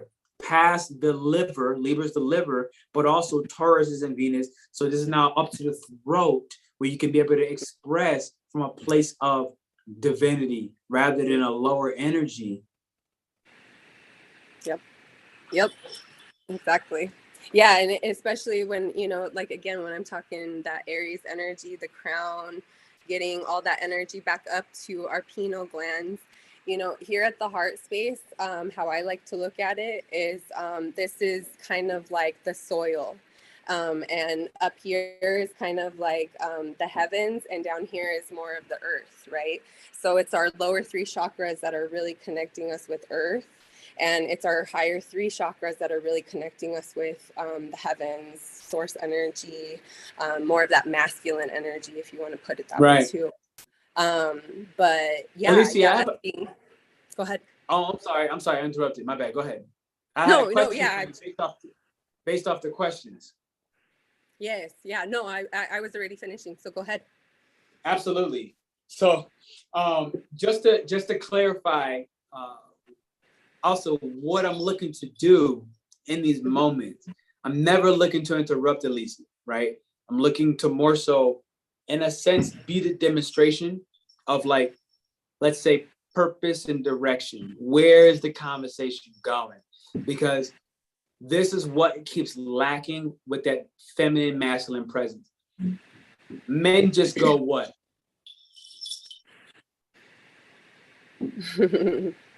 Are you done yet? Right? And they just press ignore. And each of the women on here have felt that, and it's terrible, quite frankly. It's annoying as hell. It doesn't solve anything, and it only exacerbates the issue. But what I'm looking to do in this moment, as a legit example, is to continue to create that trustful environment by actually structuring her energy, right? Like, especially knowing she has a lot of Gemini. I know if I just let her go, she will go. But what I'm saying, especially, and I hope some men are watching this as well, what I'm saying is if I speak to the energy within her, not her directly, but the energy within her, it's like, as a woman with so much Gemini in her chart, and she has a lot of it, it will just continue to flow like the wind. And we'll kind of get away from what we're trying to accomplish today. And so what I'm saying is women want this direction. Yeah. They like that structure that the masculine holds for them. Because we want to be out here going crazy. We want to feel our energy. I'm like, if I need to go, you know, if I need to go just, you know, be whatever that day, it's just like, yeah, I want to hold this space. I want people to just like, yeah, that's, you know, women got to do what they got to do, you know. It's like, I feel you. And you see, yeah, you could see it even sometimes with women that have that real, you know, even good masculine upbringing or a good partner, that they're just kind of able to do that, or, you know, of course, finding it within themselves, of course, but absolutely. But you providing that structure for yourself. It's that. And that's literally, because I know the majority of the audience is women, right? And I hope for more and more men to tune in. But it's what I'm looking to do. And so I'm saying that to just be clear that, you know, it's less about any interruption, and it's more about trying to actually structure your divinity, which is your intelligence. And this is literally everything, again, back to the retreat. It's structuring the divine feminine intelligence. It's a dark energy, but dark doesn't mean bad. Okay, it's chaotic, it's destructive, but it's also nurturing and compassion and healing. So it's like, it doesn't come with just one or the other, it comes with everything. But it's like that. So I just wanted to like state that out loud so that it can also be clear, right? That like, I want to make sure I get the women in the chat and that we address what are their real concerns. And then we can use our intellect to help them on that space. So what I saw here that made me feel like that was Indigo Butterfly, if you're still in here. Because I thought that the sacral energy is more of movement, pleasure, sensuality, and emotions and flow. I didn't know it was more physical, as in the body, or how the body looks to men. And so, what do you think about that? So as far as if it, say that last part again, I'm trying to find it. Absolutely. I didn't know it was more physical, as in the body, or how the body looks to men. Yes. So, yeah, I mean, you know, when we see even like the Ouroboros, we see the snake eating itself. We see, you know, yeah, just this, you know, death, rebirth energy, even, you know, like what we have with Scorpio. The outside, as far as like the outside movement of it, so like for me, my chakras each have either an animal that's kind of representative of it, or some type of energy. So my my crown is represented by the butterfly, because I can be all over by the butterfly. But then like, yeah, my sacred I like to represent by the snake. And for me, the snake is, you know, this very smooth, just like energy. You know, even when you feel a snake, it's kind of like just this very, just, I don't know, just this abnormal sensation, you know, this feeling. But when I think of the snake energy, when it comes to the chakras, I think of, yeah, the Kundalini energy coming up through the chakras. And yeah. And what else were you saying that how is it? Oh, back to that comment. Okay. Yes. No, I'm fine. Yeah. I'm trying to, I didn't know it was more. This is indigo butterfly. It was a little higher up in the chat because we've been going in. We've been going in. So the chat didn't just okay. flow So in. yeah, for every chakra. Yeah. So every chakra, you know, is just a representation of, you know, the different, endocrine glands that are represented by the different, you know, different planets, all of this thing. But then there's, let's see. I kind of just don't understand the question as far as how. So yeah, do you see it? Because I can say it again. I do see it now. Okay, sorry. Yes, I have such a hard time. I didn't know it was more physical, as in the body, or how the body looks to men. I mean, yeah, us having real good sacral energy, it is more movement. It is the more pleasure. It is the sensuality that when you reflect that outwards, it is the physical, you know, how we do look at women. When we see a woman that's very in her like sexual energy, you know, of course there's so many, but you see how, you know, especially they can find pleasure. When I think of even a stripper, right?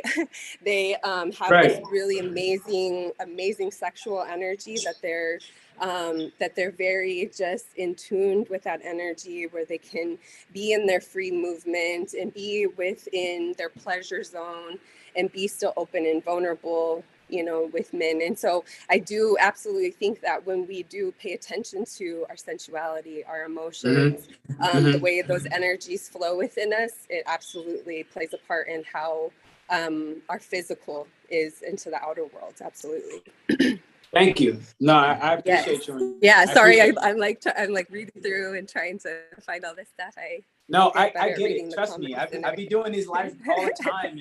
You know, I'm want to say again, I was already thinking about it, and I want to have you all drop her more hearts, honestly. And also to check out, I dropped her booking link just right there down at the bottom. If you're interested, if this seems like it's calling to you, you see it says website to book a reading. So I want everybody to just take a moment to take inventory and check that link for her, where especially if you resonate with her, you know, whether you do it or you don't, check it at bare minimum and just give yourself a chance for a new start, a new energy to come in, where on some real, she's vibing today. So drop her some hearts, drop her some love, where, you know, she's a Scorpio rising just like myself. We don't come outside.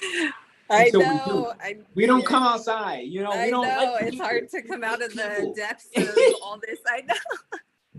I'm like, I'm in there. I'm like getting back up. Yes. I hear you. So I want to say thank you again for just joining in. And I'm gonna try to check in and chime in. Shantae, I saw you get a donation. Shantae, thank you very much for your donation. I appreciate that tremendously. And I want to try to see what the comment says. Mars and Aries definitely have me feeling myself. Absolutely. You ain't feel it yet, girl. We just at the beginning. It's about to get ugly out here. I know. I feel it too. I've been on edge. I'm like, what did you say to me? I'm like, okay, no. I'm like, all right, bring up. Yep. And that's the thing about Mars and Aries, right? We can just, if we can pause for longer than 10 to 40 seconds, likely the heat will pass. Yes. But yeah, you can move that energy from here back down to your heart. Yep. But it's hard, especially Ground if you're it not with familiar your with Aries energy. Say it again. Yes. Yeah, once you take that deep breath and you can pull it down to your heart, and then you can ground that energy in your root and your sacred chakra. Those two love all the energy, especially when us women have it. So when we can really pull it down, even from our heart, from all of our headspace all the way down. Absolutely. Because understand what she just said as well. Sure. What Alicia just said as well is also backed by science. And this is Uranus and Taurus, natural sciences. There's nothing more natural than the breath. Okay, you can fight me. I'll send you my address. I'll give you. What do you do when you first come out the womb? You feel me? Little lungs, when you first come out the womb. And it's those first three things we really got to focus on to control: eating, breathing, and connecting, right? You see what she just did? You see what she just did? She just, as the lower energies, right, of Aries, she just, with her divine feminine, took me back in, because I was ready to give y'all my address. And ain't nobody even fight me yet, right? Nobody came sideways yet, but I was ready to send you my address and a plane ticket to come talk to me face to face. If you believe that something different from the breath is literally, okay, so I was wanting to give that example where on the opposite for men listening, and for women to recognize if this is the male in your life, right? If your man can't embrace as well, okay, divine feminine energy, and you are struggling to take him out of that hot-headed, impulsive, fight or flight type mode where he's on that focus, he's on that, like, I gotta go this way. If you know for sure that it's not the way, and you find yourself completely unable to take him out of that. Now, there's a fine line between that, right? Because there's a line where it's like, you shouldn't be able to take him out of that. But there's another line where you should be able to take him out of that. And that's really a case-by-case base on some real. So it's like, for today, it's like, is it really, like, I'm gonna use this case. For today, is it really important for me to send you my address so we can have that beef? No. So it's like, you can take me out of my mind for a moment. And this is the purpose of this is one of the purposes. Take me out of my mind, out of the head, Aries, into the heart. Which it's like, as leaders, any leader, feminine, masculine, male, women, we need more leaders that lead from the heart. Period. I don't care. Once again, I don't care what you think in this moment. We need more leaders who lead from the heart, with compassion, with vulnerability, yet still with a clear direction. Because that is what gives the trust for the feminine to surrender. That is what gives the trust for the feminine to trust. And that's why she can't trust. Each of the women that are going right now, they it just ain't shit. Like literally why? So we have to take the moment to take inventory of when you find a woman in your life, for males, for example, where she's willing to surrender. Don't abuse that power, first off. On the opposite end, when you men who, what did I just give? Women willing to surrender, men don't mess that up. Now, women on the opposite side, when you have a male who's clear, he has his head on his shoulders, he has an actual purpose, he's driven and he's progressive in his direction. Don't keep giving him crap, whether that is reminding him of his past when he is now trying to be the man he is today. This gotta stop, because you asking for something and you literally have it and you're passing it up because your own personal wounds, masculine or feminine wounds, I'm gonna leave that up to interpretation for a moment for you. You gotta let that part go as well. We have to come together as men and women, because at the end of the day, men can't do it without women, or I want to say masculine energy cannot do it without feminine energy, period. Feminine energy cannot do it without masculine energy, period. Both are very powerful by themselves, but trying to prove that power is got everybody out of balance, right? So we have to take inventory, take a moment to pause and be able to respect the female and the males. There's not one or the other. They have to meet in the center, or you will continue to have a fat headache. You will continue to basically deny divinity, because without masculine and feminine in unison, divinity will never be yours, period. Period. Again, I will send you my address and I challenge you to pull up. I'm kidding. Alicia, you have anything to say while I search for the next comment? Not right now. Not necessarily. As far as I was looking at some of these comments too. I see Jamie saying that she's in the process of shedding all perception about her body according to other people, which I feel like is important. This is definitely Mars and Aries energy. Absolutely. Taking actual action, assertion. Mind you, Mars is not just assertion. It's also sexual energy. It's not just sexual energy or assertion, but it's also your needs and your desires, okay? So it's not even just that, but it's how you pursue the work. Like right now, in a way, this is more passion. So how you pursue your passion, but it's also, in a sense, it's also, YouTube is also part of my job, right? So it's also how I pursue my work. I have a Mars in Cancer. So if I try to use this as an example for the moment, it's about pressing forward with ferocity, but not until the environment is safe to do so. And so for the environment to be safe to do so, what do I need to do? I need to make sure that my guest feels safe in this particular example, because if she's not safe, if she stays in a state of fight or flight, let's say, then she's not giving her best, she's not giving her all, which means that I can't push forward. And then, you know what I'm saying? So this kind of Mars and Cancer, it's like, it has to be a little bit side to side. I got to play the role. I got to make sure that I'm not just speaking, but I go ahead and give her the mic so that she can get her genius out there, so that she can actually pursue with ferocity, the same individualistic Cancer ferocity that she can pursue her topics of interest. You feel me? So it's like, I wanted to kind of really state that to kind of clarify that Mars is in its fall in Cancer. I just lied. Aries, Capricorn. Yeah, because Capricorn exalted. So Mars in its fall when it comes to Mars. Mars in the fall in Cancer, I want to say. So it's not strong there in past times. But this is why we have to start using astrology as a synthesis rather than a reading, because it's the collection of all the energies. Where if I try to take Mars in my Cancer for a moment, to try to give you a sample, Mars in one of the weakest placements out of 12 zodiac signs. Mars in his weakest placements by interpretation.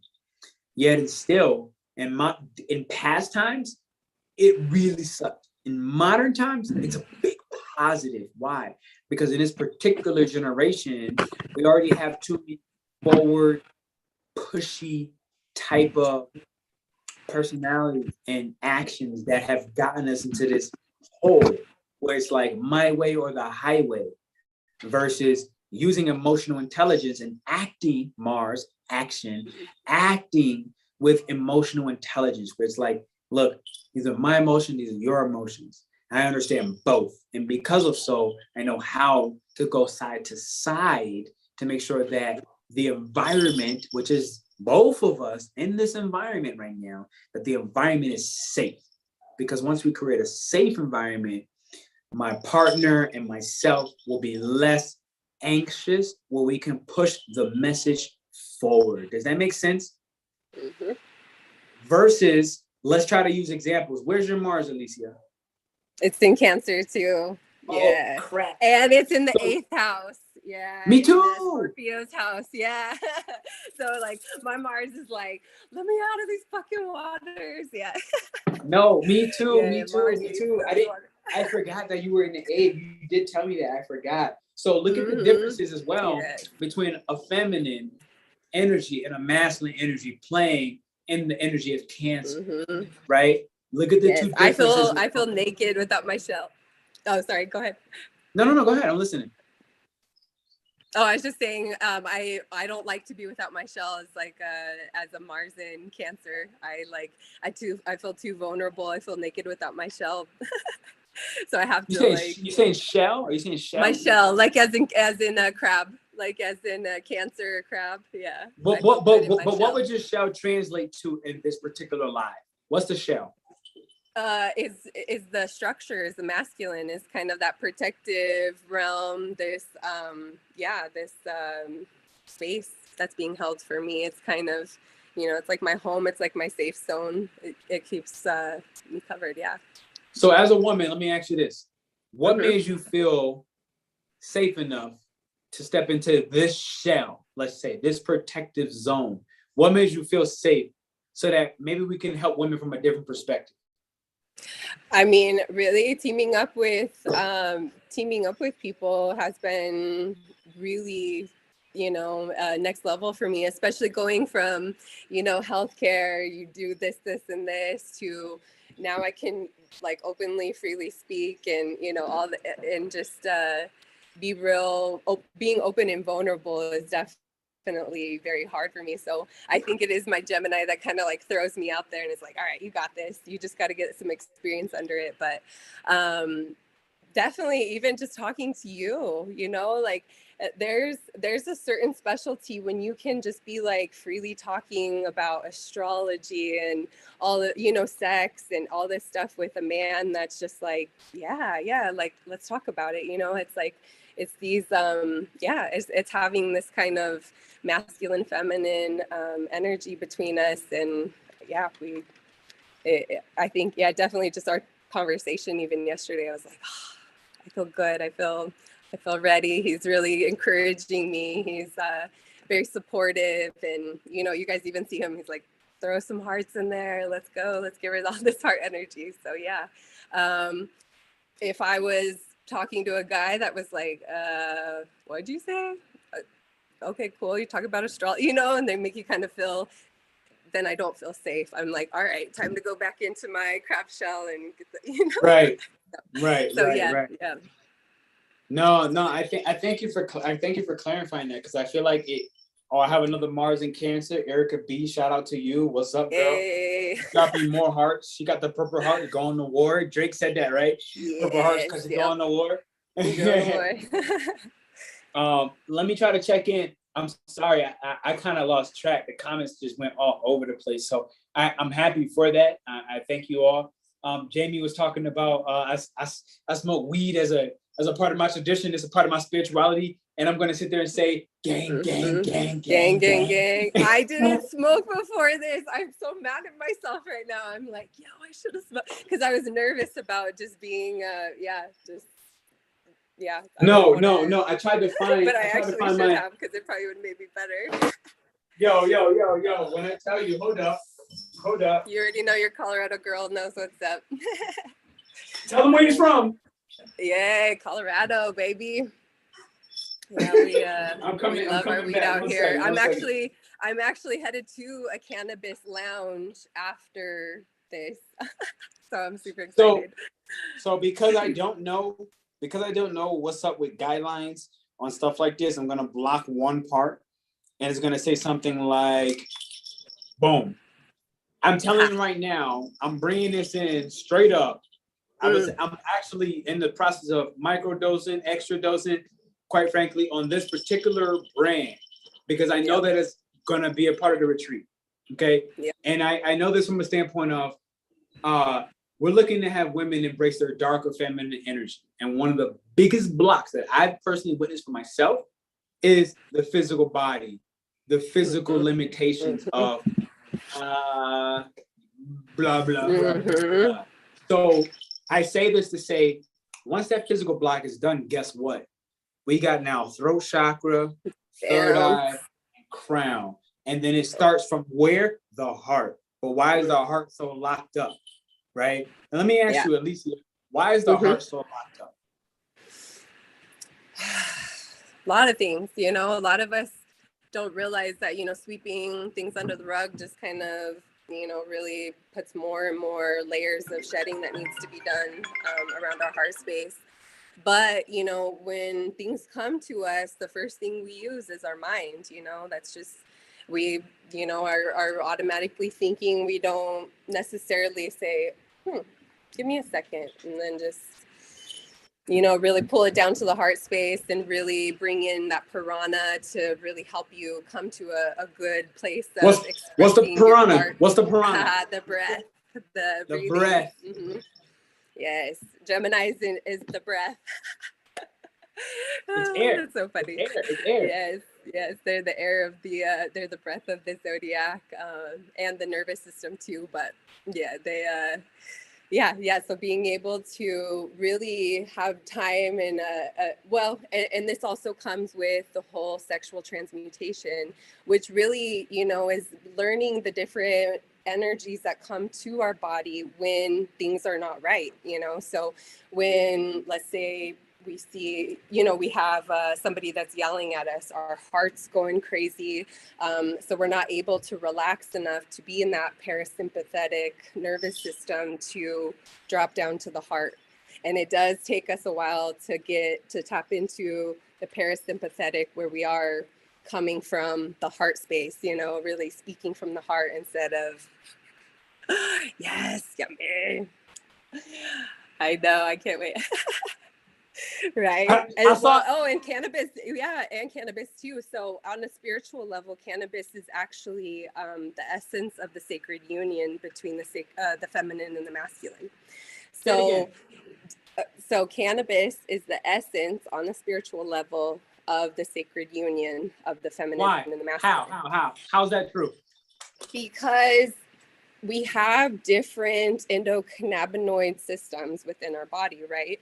So there's, when our body is needing, hey, we need to chill the fuck out, it's going to come in and it's going to relax the heart space, or I'm sorry, the head space. It's going to really put down the head space. So this is where the union comes into place, where we can allow the space to go. And this is why cannabis is so good for me, because I sometimes do have so much thoughts and different things going. I'm a mother of two. I got a lot of things on my plate. So I'm like being able to put that mental space down a little bit. And, you know, sometimes, people feel like couch potatoes, but I always feel like it gives you kind of what you need, you know?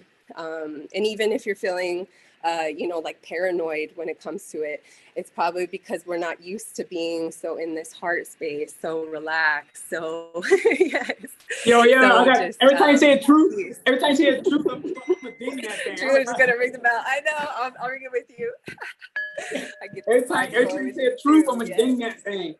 Yo, you know why I had to say that? Because in the chat, we had a couple people saying, yo, go ahead and hit one for me, because I got my dream job coming up and I gotta get that test.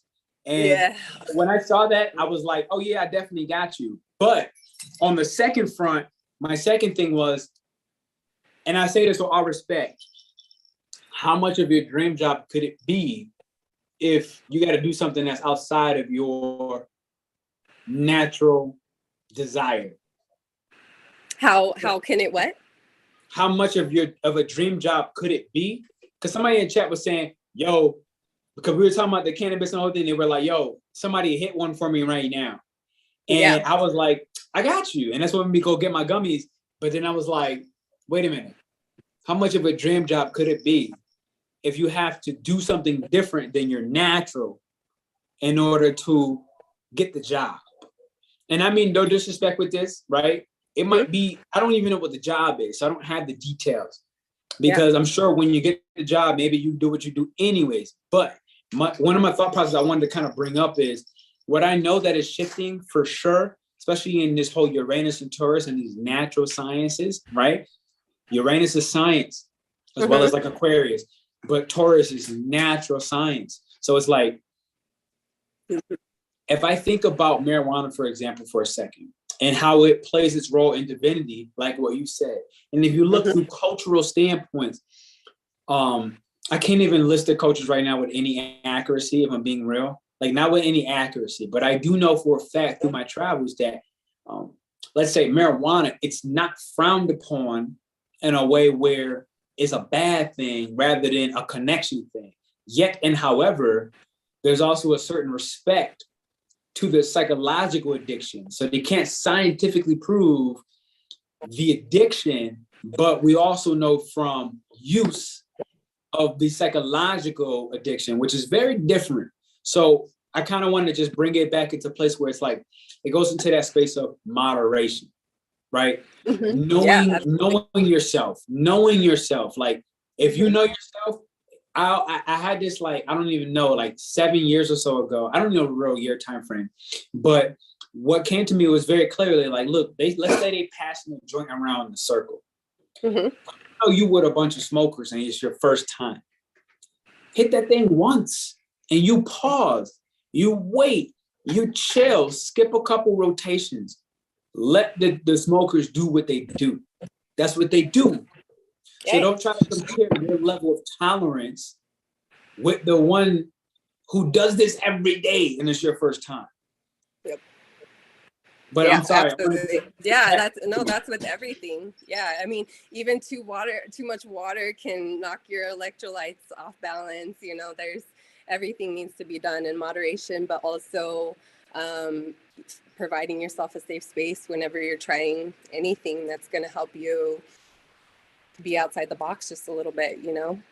Absolutely. It's all about that safe space, that masculine aspect of you trying something new, being chaotic, being lost, being in that feminine zone, but also, safe setting for sure.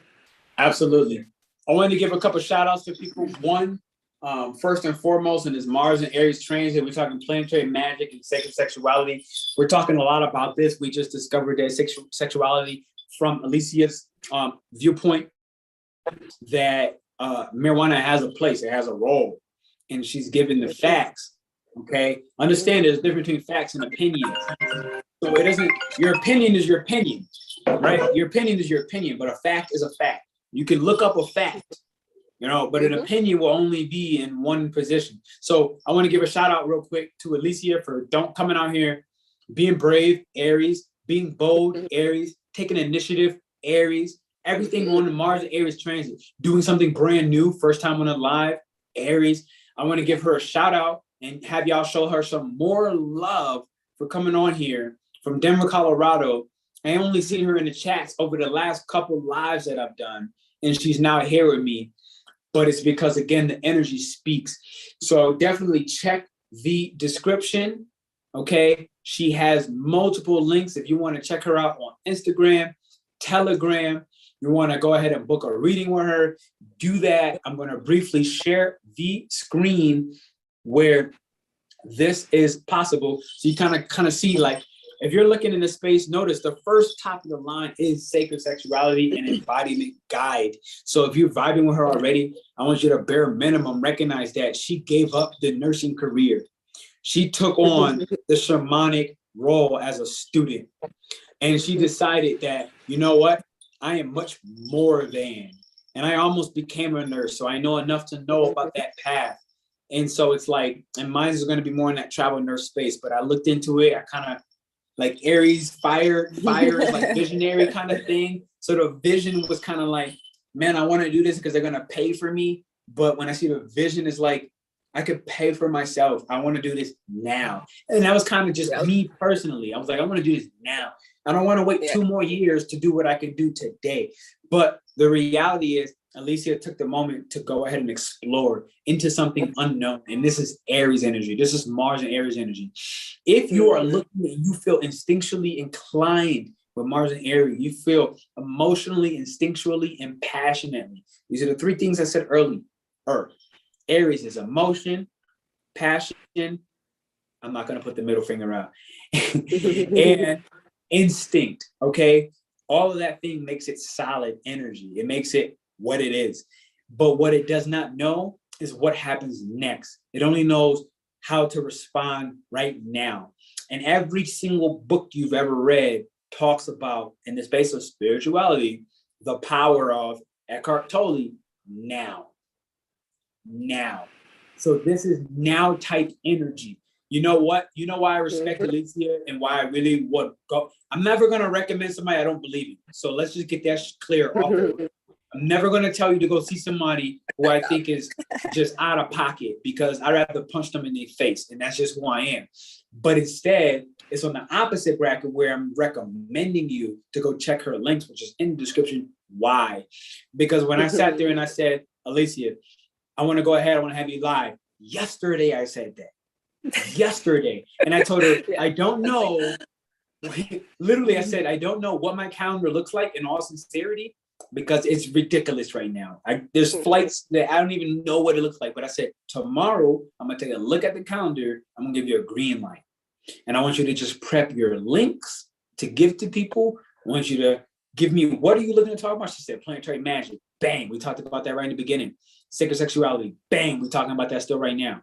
And it's like, what, 1 hour before the live, I know for a fact that she had to go ahead and get those links together. Why? Because Saturn is creating this requirement to say, get your in order. And what does she do?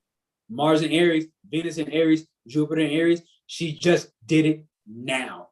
Literally brand new. Didn't think about like, oh, but my channel's not where it needs to be. All that blah, blah, blah, blah, blah, blah, blah, blah, blah, blah, blah, blah, blah. I don't care. I don't care.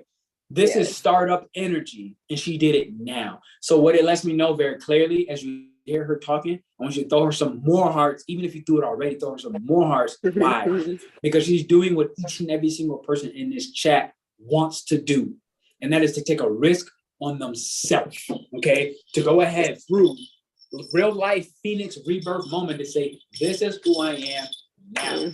I know who I was. I know what I wanted to be, but this is who I am now. So if you can't respect something like that, get off. Go. Go. I don't care. Go. But if you can't respect something like that, check the links in the bio. I'm going to drop it one more time. And then I wanted to give that shout out to her first, but I wanted to go through and give some love out to the people. Justin, the only male that I seen pop up in his live chat today, who shared that he was a Leo stellium, and he had to recognize. I lost that. I lost what you said, Jay. I just was looking at you. Yo, I clicked this video for a reason. You know, you were a little sooner. What did you say? You saw something. You said something that really interested me, quite frankly. I lost you. Jay, I lost it. I don't know where it's at. Okay, I got it. I definitely hear what you're saying. This is a male, I'm guessing. His name is Justin. That's my guess. Justin Shorty, but okay. I definitely hear what you're saying. I actually have a Leo stellium, and I realized that becoming self-aware, as I became more self-aware, that I talked too much. And he even laughed at himself, right? And this is what's required. And as you go on this journey, you have to learn how to laugh at yourself. In all sincerity, you have to learn how to take things a little bit lighter. Healing is so much easier when you can get to that place. You feel me? You feel me? Like, you feel me? Yeah, it's a little cringy, but fuck it. It was me back then. Just shake it off. I hear you. And he finished off by saying, I had to train my brain to not speak over others. And that's very bold. Yeah. And he said to not speak over them and not to cut them off. And that's bold, because Leo is a king, is a queen, and it's like it could just cut them off. They want to hold, they want to be the king of the rock.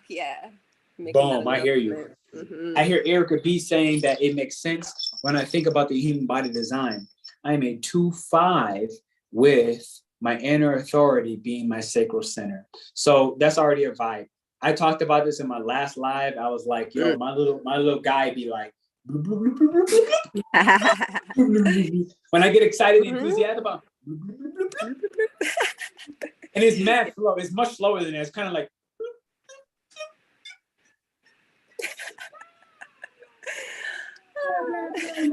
so it lets me know I ain't on track or right? And down there for me it's like that's the only way I can describe it. So that's the definition of real life feminine energy on like just you know what I'm saying? Just powerful, right? It's just powerful, because I've had less moments like that. My heart does that in all sincerity, but it's when I'm teaching. My heart does. I think that's because my Leo's in the 9th house. Leo is the heart. So when I'm teaching, my heart does more of this, like it has the pulse of the people. It just knows. It knows the people. It's just like, we got to shift shop. We got to shift topics. or we got to go harder on this topic. It just kind of knows the people and that teaches. So thank you, Erica, for checking in. I want to check in. She has a Mars in Cancer as well. J-Lo, what's going on? Yeah. Hey now. Jamie's a hitter. I love Jamie. I love Jamie so much.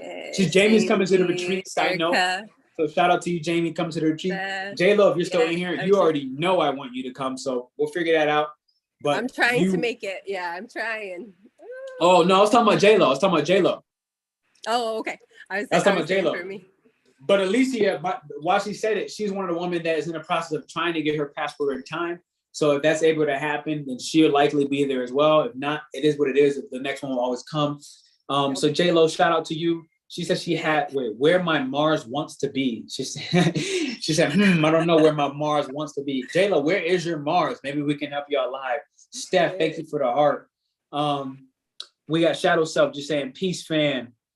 Jamie Dixon, step into your power. Alicia, she said, F that job. Laugh out loud. Not really, though. I will not refer the system no more. F the system, because it's crashing. The system is crashing. We all know that. A fact is a fact based on the majority of believers that agree, yet the truth, regardless. I don't know. That's my experience. And that's what Erica B said. Let me read that again. Let me make sure I got that in. A fact is a fact based on the majority of believers that agree upon, yet truth is truth regardless. Yep. I don't know. That's my experience. I feel like that's a vibe. Because I feel like people make facts even when they're not the truth. Yeah. It's kind of like a collective consciousness versus like your own personal consciousness truth. Yeah. So right. That's how I thought of it. Yeah, it's kind of how. Yeah, I had to like sit for a second. I was like, "Are we about to go in?" But no, we're not going in. We're going to trust on that one. That's a trust moment. Well, and us really going into Aquarius season too. You know, is Aquarius ruled by like is it hermaphrodite? It's usually it's like the hermaphrodite of the zodiac is one of the aspects I've seen of it. I don't know. Have you heard of that? No. Yeah, it's where I'm not disagreeing, but I just don't know, so I can't comment. Yeah. I'm trying to, like the Aquarian age is really kind of, if you do look at it as the hermaphrodite of the zodiac, it's really where we are finding our own internal feminine and masculine aspects and having that own internal union. And not to say like, oh, I have to have my own house, I have to have my own this, I have to have, but you got to have your own, structure, your own masculine structure that feeds you well. As a spiritual leader, or a spiritual guide, I really help, or I really give my Mars by making sure I meditate, making sure I do breath work, making sure I'm really good about the foods I intake or when I intake them.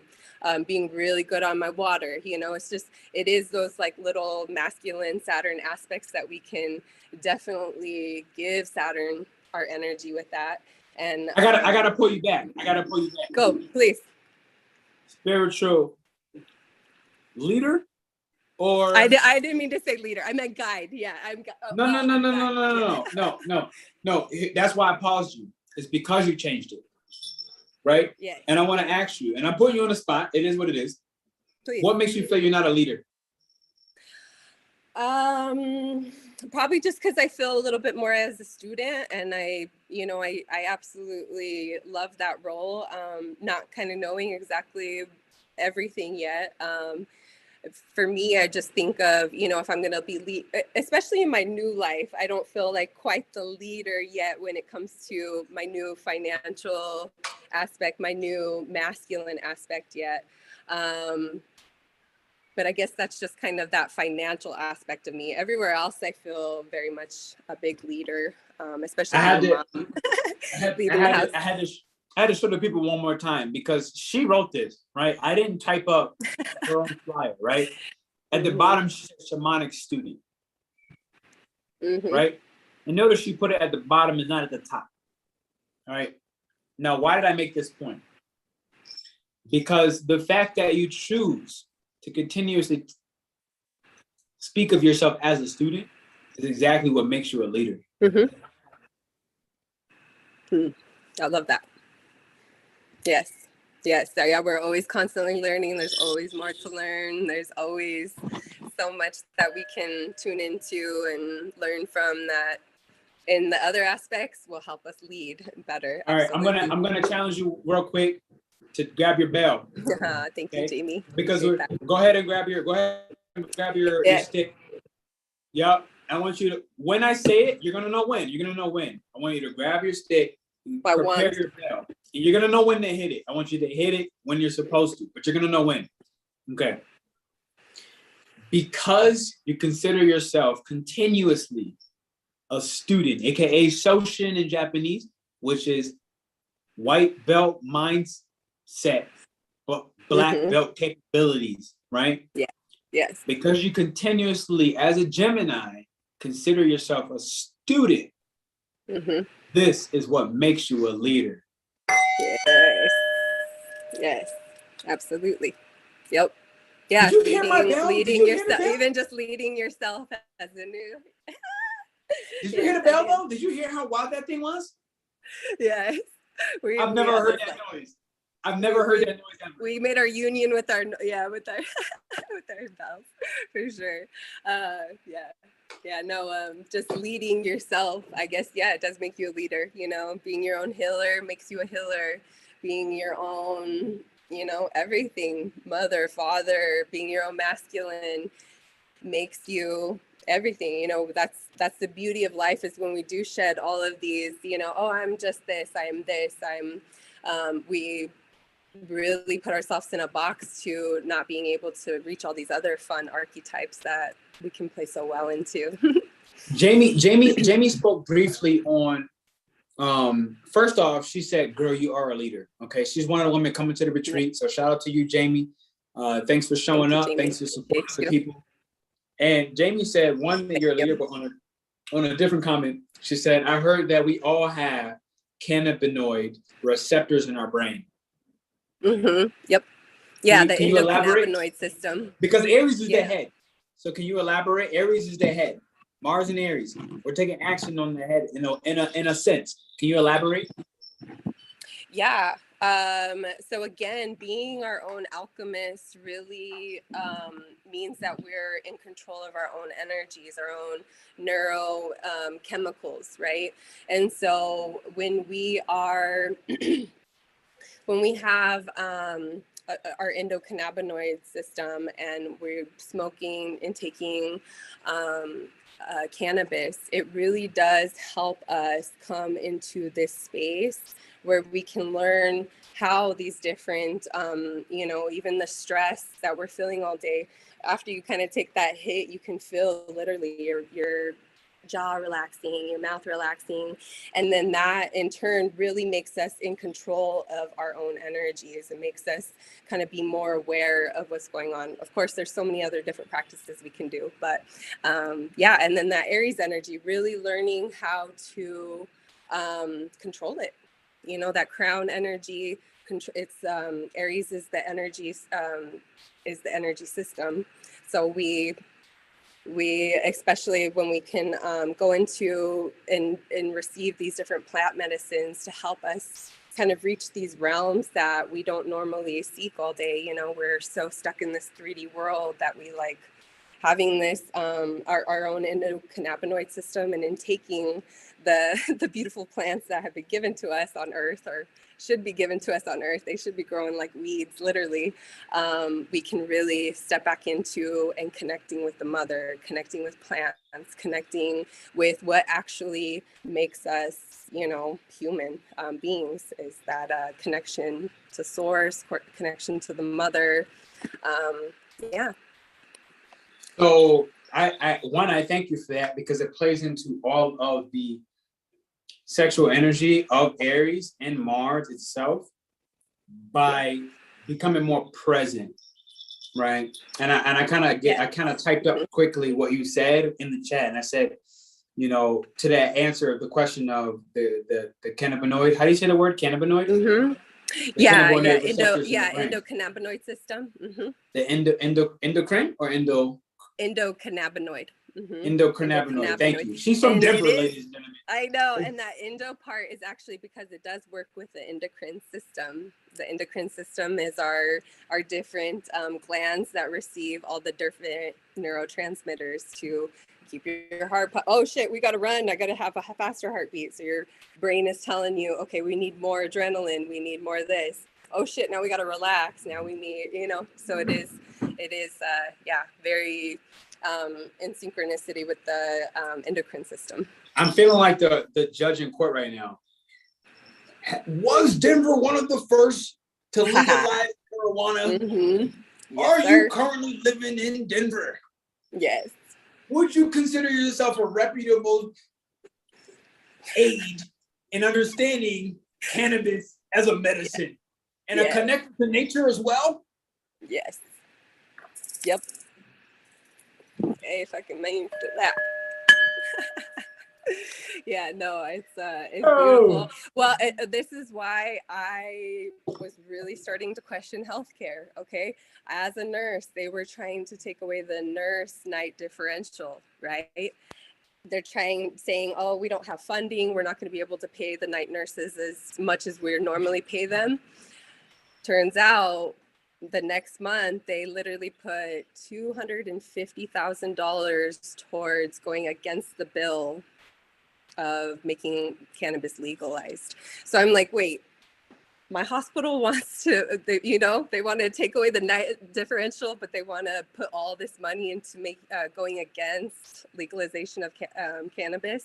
And then I was like, all right, I gotta look into this more. And it was actually cannabis that helped me get out of healthcare a lot, actually. I used to work on the oncology floor, and majority of our patients were there. Yeah. Majority of our patients were there with small bowel obstructions because of all the pain medicine that they were on. And I was just like, literally at the end, I was like, you know what? If this shit don't work, just fucking smoke. I just got to a point where I was like, I'm in a place where they're trying to keep away all this natural medicine from people, and blah, blah, blah. We already know. Right. Mind you, it comes from the earth. So as we get ready to hit the wrap up on this message, let me just follow through with the rest of the questions. Yes. How would you say it affects someone who doesn't smoke? I'm gonna come back to that, Erica. Sorry, J-Lo. Yeah, I could talk on that too while you're looking for some stuff. I suck at looking at the chat. You got Erica telling you to preach exactly what I wanted to say. Find a different job. Boom.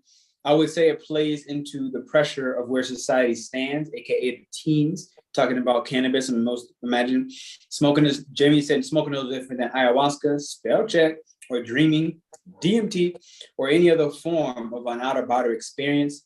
I would agree. It could, especially in a higher, to a certain extent, yeah. Each of those medicines serve a different chakra. So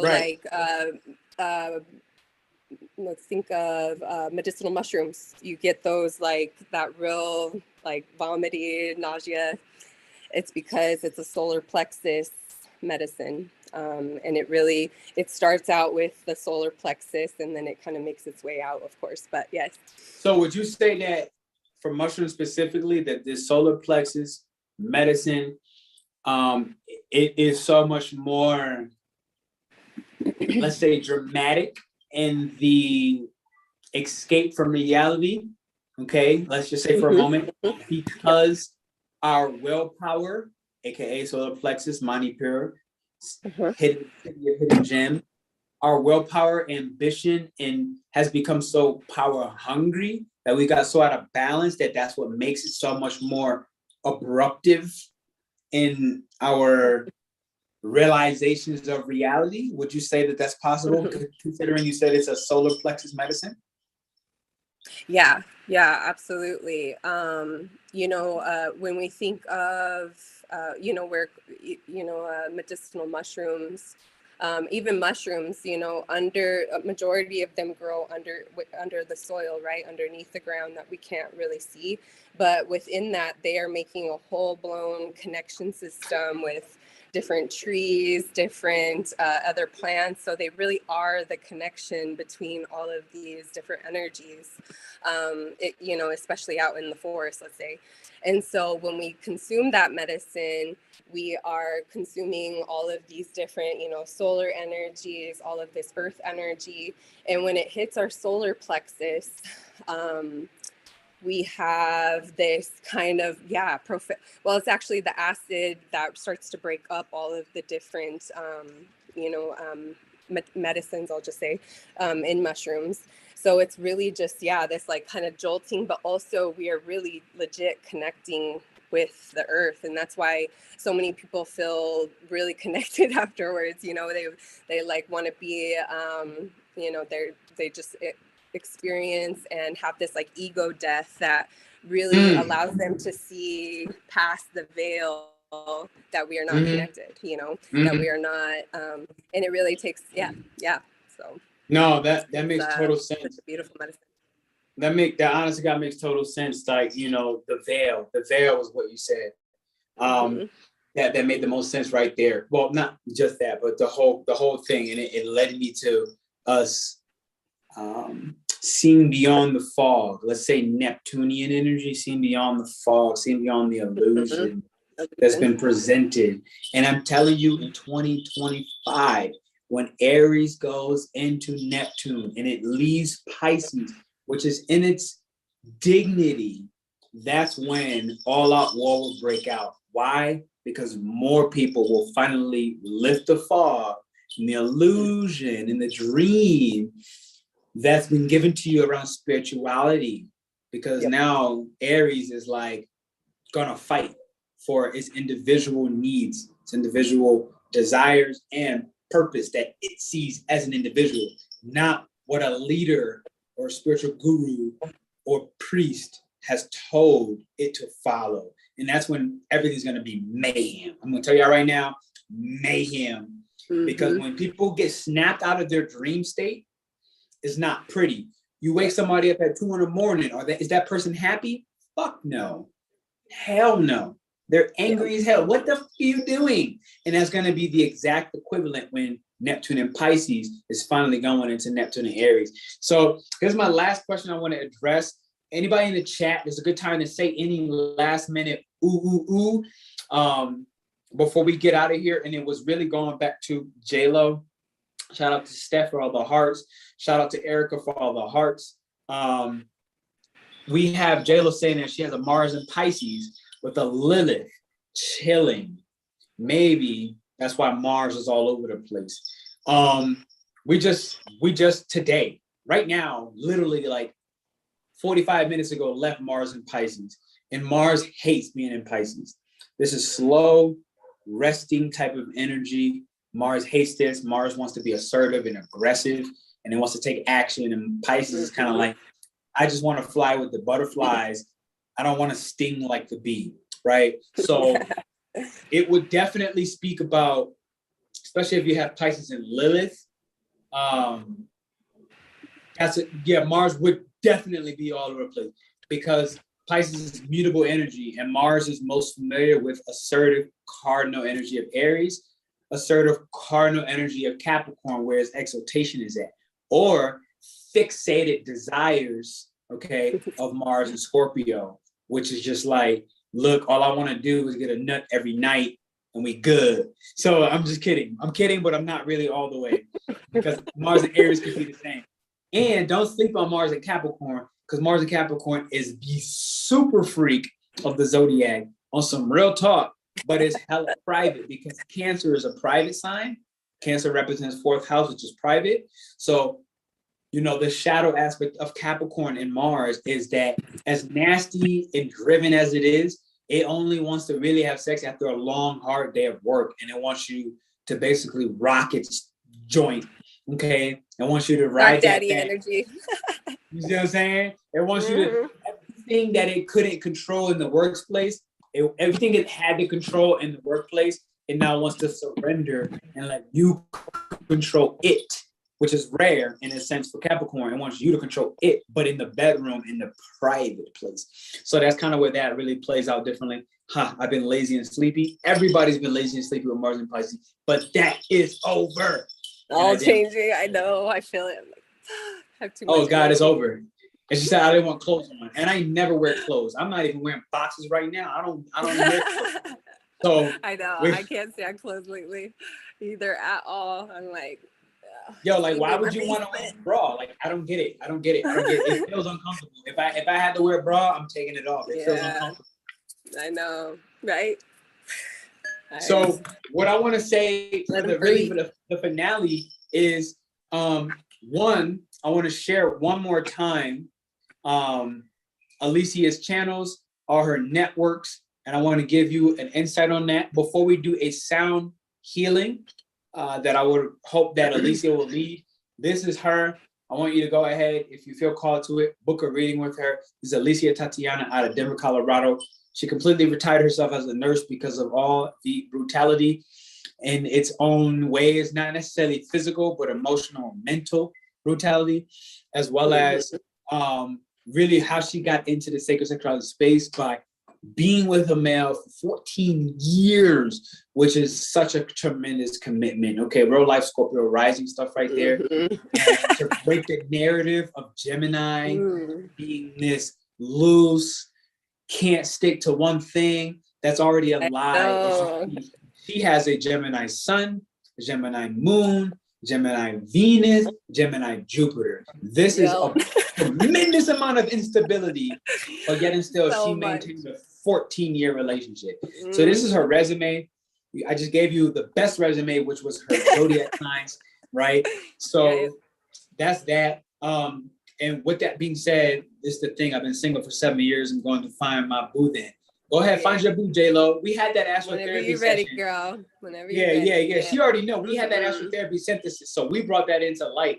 It's definitely time to go get it. I didn't really pay attention to your Mars and Pisces based off the questions that was asked, but J-Lo's giving you 100% props for doing that job. So thank you for all your efforts you put into that. The bio has the description. I'm copying and pasting again. If you would like to book a reading with her, go ahead and check that out. I don't see why you wouldn't. If you want to hear more about the planetary magic that she brought into this, go to the beginning of the video. If you missed that, she talked about the Romans, the Greeks, okay, and how they looked at astrology way before we got to these more modern aspects. And this is happening a long time ago. And ultimately, it's still very present. Still very present. Still very present. Still very so present Alicia, in this world. Yep. What I want to ask you is, can you lead us out of here with a sound healing with the intention to really align the frequencies of our sexual energy, of our sacral chakra? Can you lead us with a sound bowl healing just to kind of get up out of here as a shamanic student in practice? Yeah, I can. What comes up to me right away is the hum sa. So when we say hum sa, that really, actually, if you kind of say it out loud right now, and just kind of allow yourself to breathe in, and you kind of say hum sa, you can actually start to feel the energy kind of down in your lower chakra areas. As far as the sound healing, I'm gonna try to do the best I can with this bowl, but all my stuff's I will have it. I'll have it soon. But I left it all at my my practitioner's space.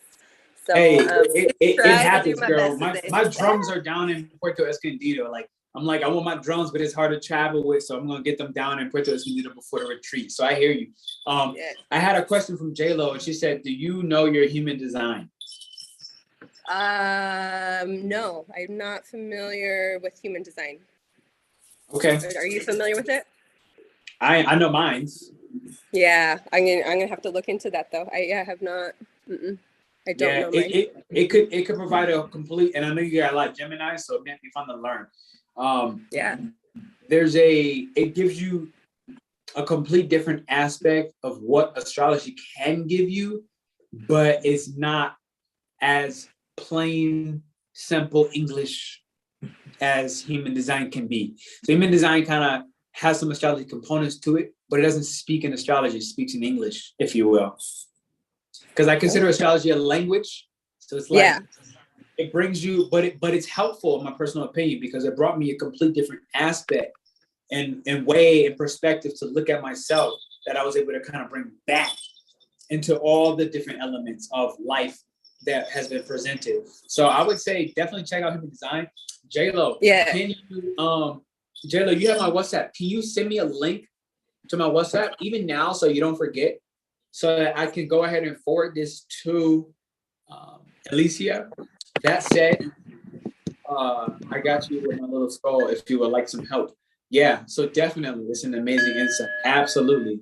So Alicia, take us away with the sound healing to really close out this Mars and Aries transit message. Sacred sexuality, which we talked about. Planet magic, which we talked about.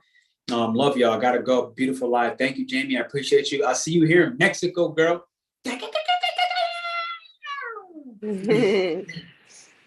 right, I'm gonna take this down a little bit. Excuse Thank you. Yeah, excuse my lack of my regular tools. Because when I tell you I'm sick of that light, it's too much. Yeah, so more than anything, yeah, especially right now, I don't have everything on me, but I'll kind of take us through a quick little breath work, as long as with the healing sound really fast. But as we're really breathing in, I really want you to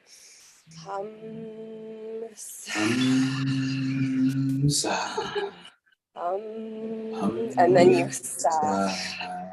Yeah, and you can say it out loud. You can say it inside your brain. But when you do, just like what we were doing earlier, when we do take that breath in, I do want you to pull your butt cheeks together, pull your vagina or your genital area up, and really try to feel the energies that are sitting in those spaces. And as you're breathing up, really try to just envision them coming up your spine and all the way up to your brain. And as you take a breath in, really pull them up. And while you're taking a breath out, fully relax them. Okay? And I'm just going to do this 5 times real quick. We'll just get it going. And I'm going to just beat the sound bell. And I want you guys to, follow along with me. So here we go.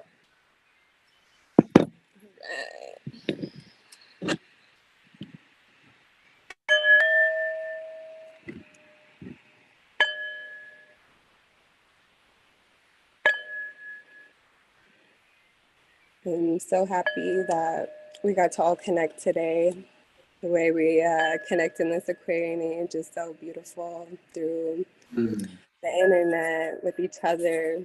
We get to hear voices, we get to hear and connect and see what other people are really trying to channel to us.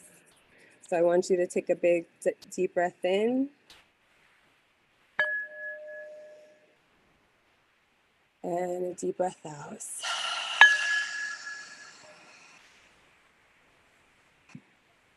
Deep breath in. Deep breath out.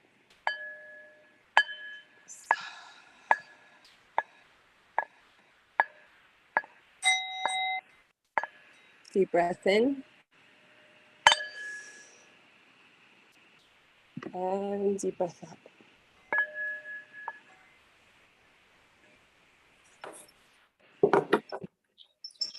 Deep breath in. Deep breath out.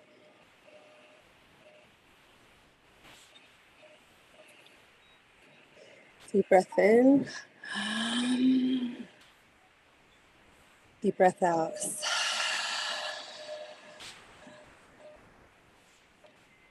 Let's go 2 more times. Deep breath in.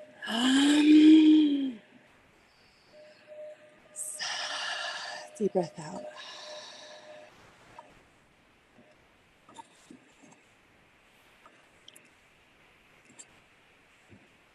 And one more time. Deep breath in. And deep breath out.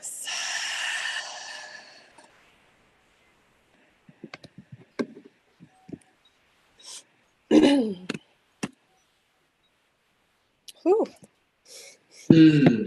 Sorry about that. Yeah, there's so much energy there. It's like, ooh, yeah.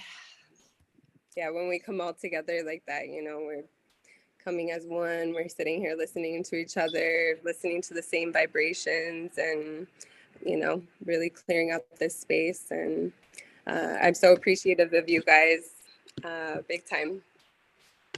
Really giving me this, holding a space for me.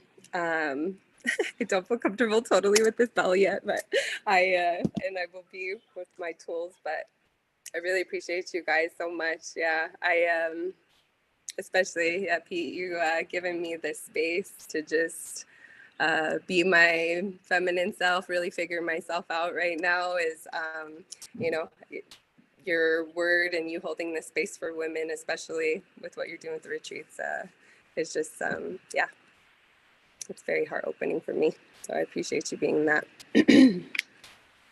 Absolutely. You know, thank you all, you know, for the whole community, everybody that pulled up today, all the appreciation, all the love for Alicia, just, you know, being kind. Y'all saw how ready I was to go ahead and rip somebody a new one when I thought somebody was saying something rude, and they turned out to be kind, like pretty much as expected. And that's just so, it makes me happy, quite frankly, that, you know, someone like Alicia or Farrell Love and Fatima and all these different women that are not only coming to the retreat, but also, you know, like just coming on here to speaking live one-on-one and sharing their magic, sharing their light. At the end of the day, it's a joy. And I was talking a little bit earlier how happy I am that somehow, some way, my personal path has led me to actually being able to really treat women how they've always needed to be treated in the first place. And it's a joy. I can't put it no other way. And I hope that more and more men get on here. You know, if you're a woman and you know this, you know a cousin who might, let's say, be more spiritually conscious, you know, go ahead and let him know, get him involved, because I want and I need, quite frankly, as a male, more men to really be more receptive of what women need and what they want and what they desire, but also in the opposite on how can they support us? How do we need them? How can we, you know, desire them from a place of purity rather than the physical attraction, which has gotten us continuously in a conundrum. You feel me? So full circle. Thank you, Alicia, for just entertaining. You feel me? You feel me? Like, thank you for entertaining the moment. Yes, Thank you for getting everything together within less than 24 hours. She got all her crap together. And for me, it's beautiful because I've been speaking about this over and over and over in so many videos. This is exactly why I run the retreat down here at Puerto Escondido. Exactly why. Because it's like there's something tremendously beautiful about the dark feminine energy. And I don't want that to stay hidden anymore, quite frankly. I just don't. I think it's way too beautiful. We deserve as a whole society more from our women. And it really does in different ways start with our men leading by creating that space to do so for women to feel like they can lay those shields down and not have to maintain attack mode. You feel me? So it's like, thank you, Alicia, for just laying your shield down and coming in here vulnerable, you know, excited and just warm. You know, I really feel that people appreciated you, and I want to say thank you. I hope that you not only continue your journey, not only continue your practices, but that you keep sharing it with people who in Denver, I know will vibe with it in Denver. So it's like, I hope you keep sharing it because they're waiting for you. And that's what I personally feel. That's the message coming through for me in the moment. And would you like to pull one card before we get out of here on the final message on this Aries, Mars and Aries transit? Thank you, J-Lo, for your donation. I appreciate you tremendously. Much love and gratitude from Nebraska, from Erica B, gang. Working with that Taurus and Scorpio axis along with it. Love it. So Alicia is going to pull a card for us to wrap this up. I thank you for joining that sound session, and thank you for your 20 votes on the live. 50% of us are fired up, 30% is war ready, and 20% is want some I love me some Aries. So thank you for that. What do you have for us, Alicia? I got the one. Bam! You can't fucking make this shit up. You can't make this shit up. You can't make this shit up. Okay, who's the one? Please, I just want to hear this. Yeah. I mean, the one is, you know, it's kind of what really comes to me is like this one consciousness that we're really, you know, coming to this collective consciousness that's really going to help us, you know, as we strengthen the one as in ourselves, we strengthen the one as the one source. When we all become one, we're all interconnected. We all see that, you know, that animal mundi in us, that accept all, reject none, you know. And what I love about this card too is a lot of it is so dark and a lot of it light, you know. That's what we are. We are the yin and yang. We are the darkness, a little bit of light in the dark, a little bit of dark in the light, you know. And us being able to really find that that union. Is that XXX at the top? It is 30. So Which number is Gemini. 30. Yeah.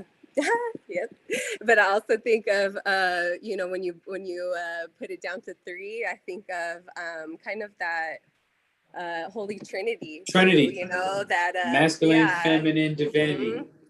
Neutron, electron, proton. Taurus, Isis, Set. Everywhere the throughout mother, history. Our maiden, mother crone. Yep. All of those things. Say that last one again. The mother, maiden, the maiden, and crone? yeah, the maiden, the mother, and then the crone. Oh man, I'm not gonna put it on here. I'm gonna text you. I want to know more about that. I'm gonna text you. Yeah. I'm gonna leave it off. I'm gonna leave it off here for the moment. I'm gonna text you. I want to know more. But thank you, Alicia. Really, I appreciate you tremendously for pulling up. Yes, thank you guys so much. I appreciate you guys. Yeah. Thanks for being very understanding and supportive and loving. Appreciate you guys. Yeah, I just dropped for the last time her link to go ahead and book a reading with her. Check it out. Why not? What do you have to lose? But if you check the actual chat, you'll see it say something like, let's get connected. I'm going to also drop that here. I just dropped in the chat, and this is her YouTube that I see that she went ahead and put together today. So if you feel the call, go ahead and connect, vibe out with her. And for the last one in the chat, I'm going to drop the Instagram, which I have right here. And this is my final one for the day. So maybe the reading's not for you. Maybe the Instagram's not for you. Maybe the YouTube's not for you. But one of them is. And there's more. Telegram in the chat. Everything in the actual description of this particular video. Each and every one of those links are there. Definitely check it out. Alicia, thank you. You have my number. Just shoot me up whenever you need to. And I want to say thank you. I will. Thank you, babe. Appreciate you so much. Yes.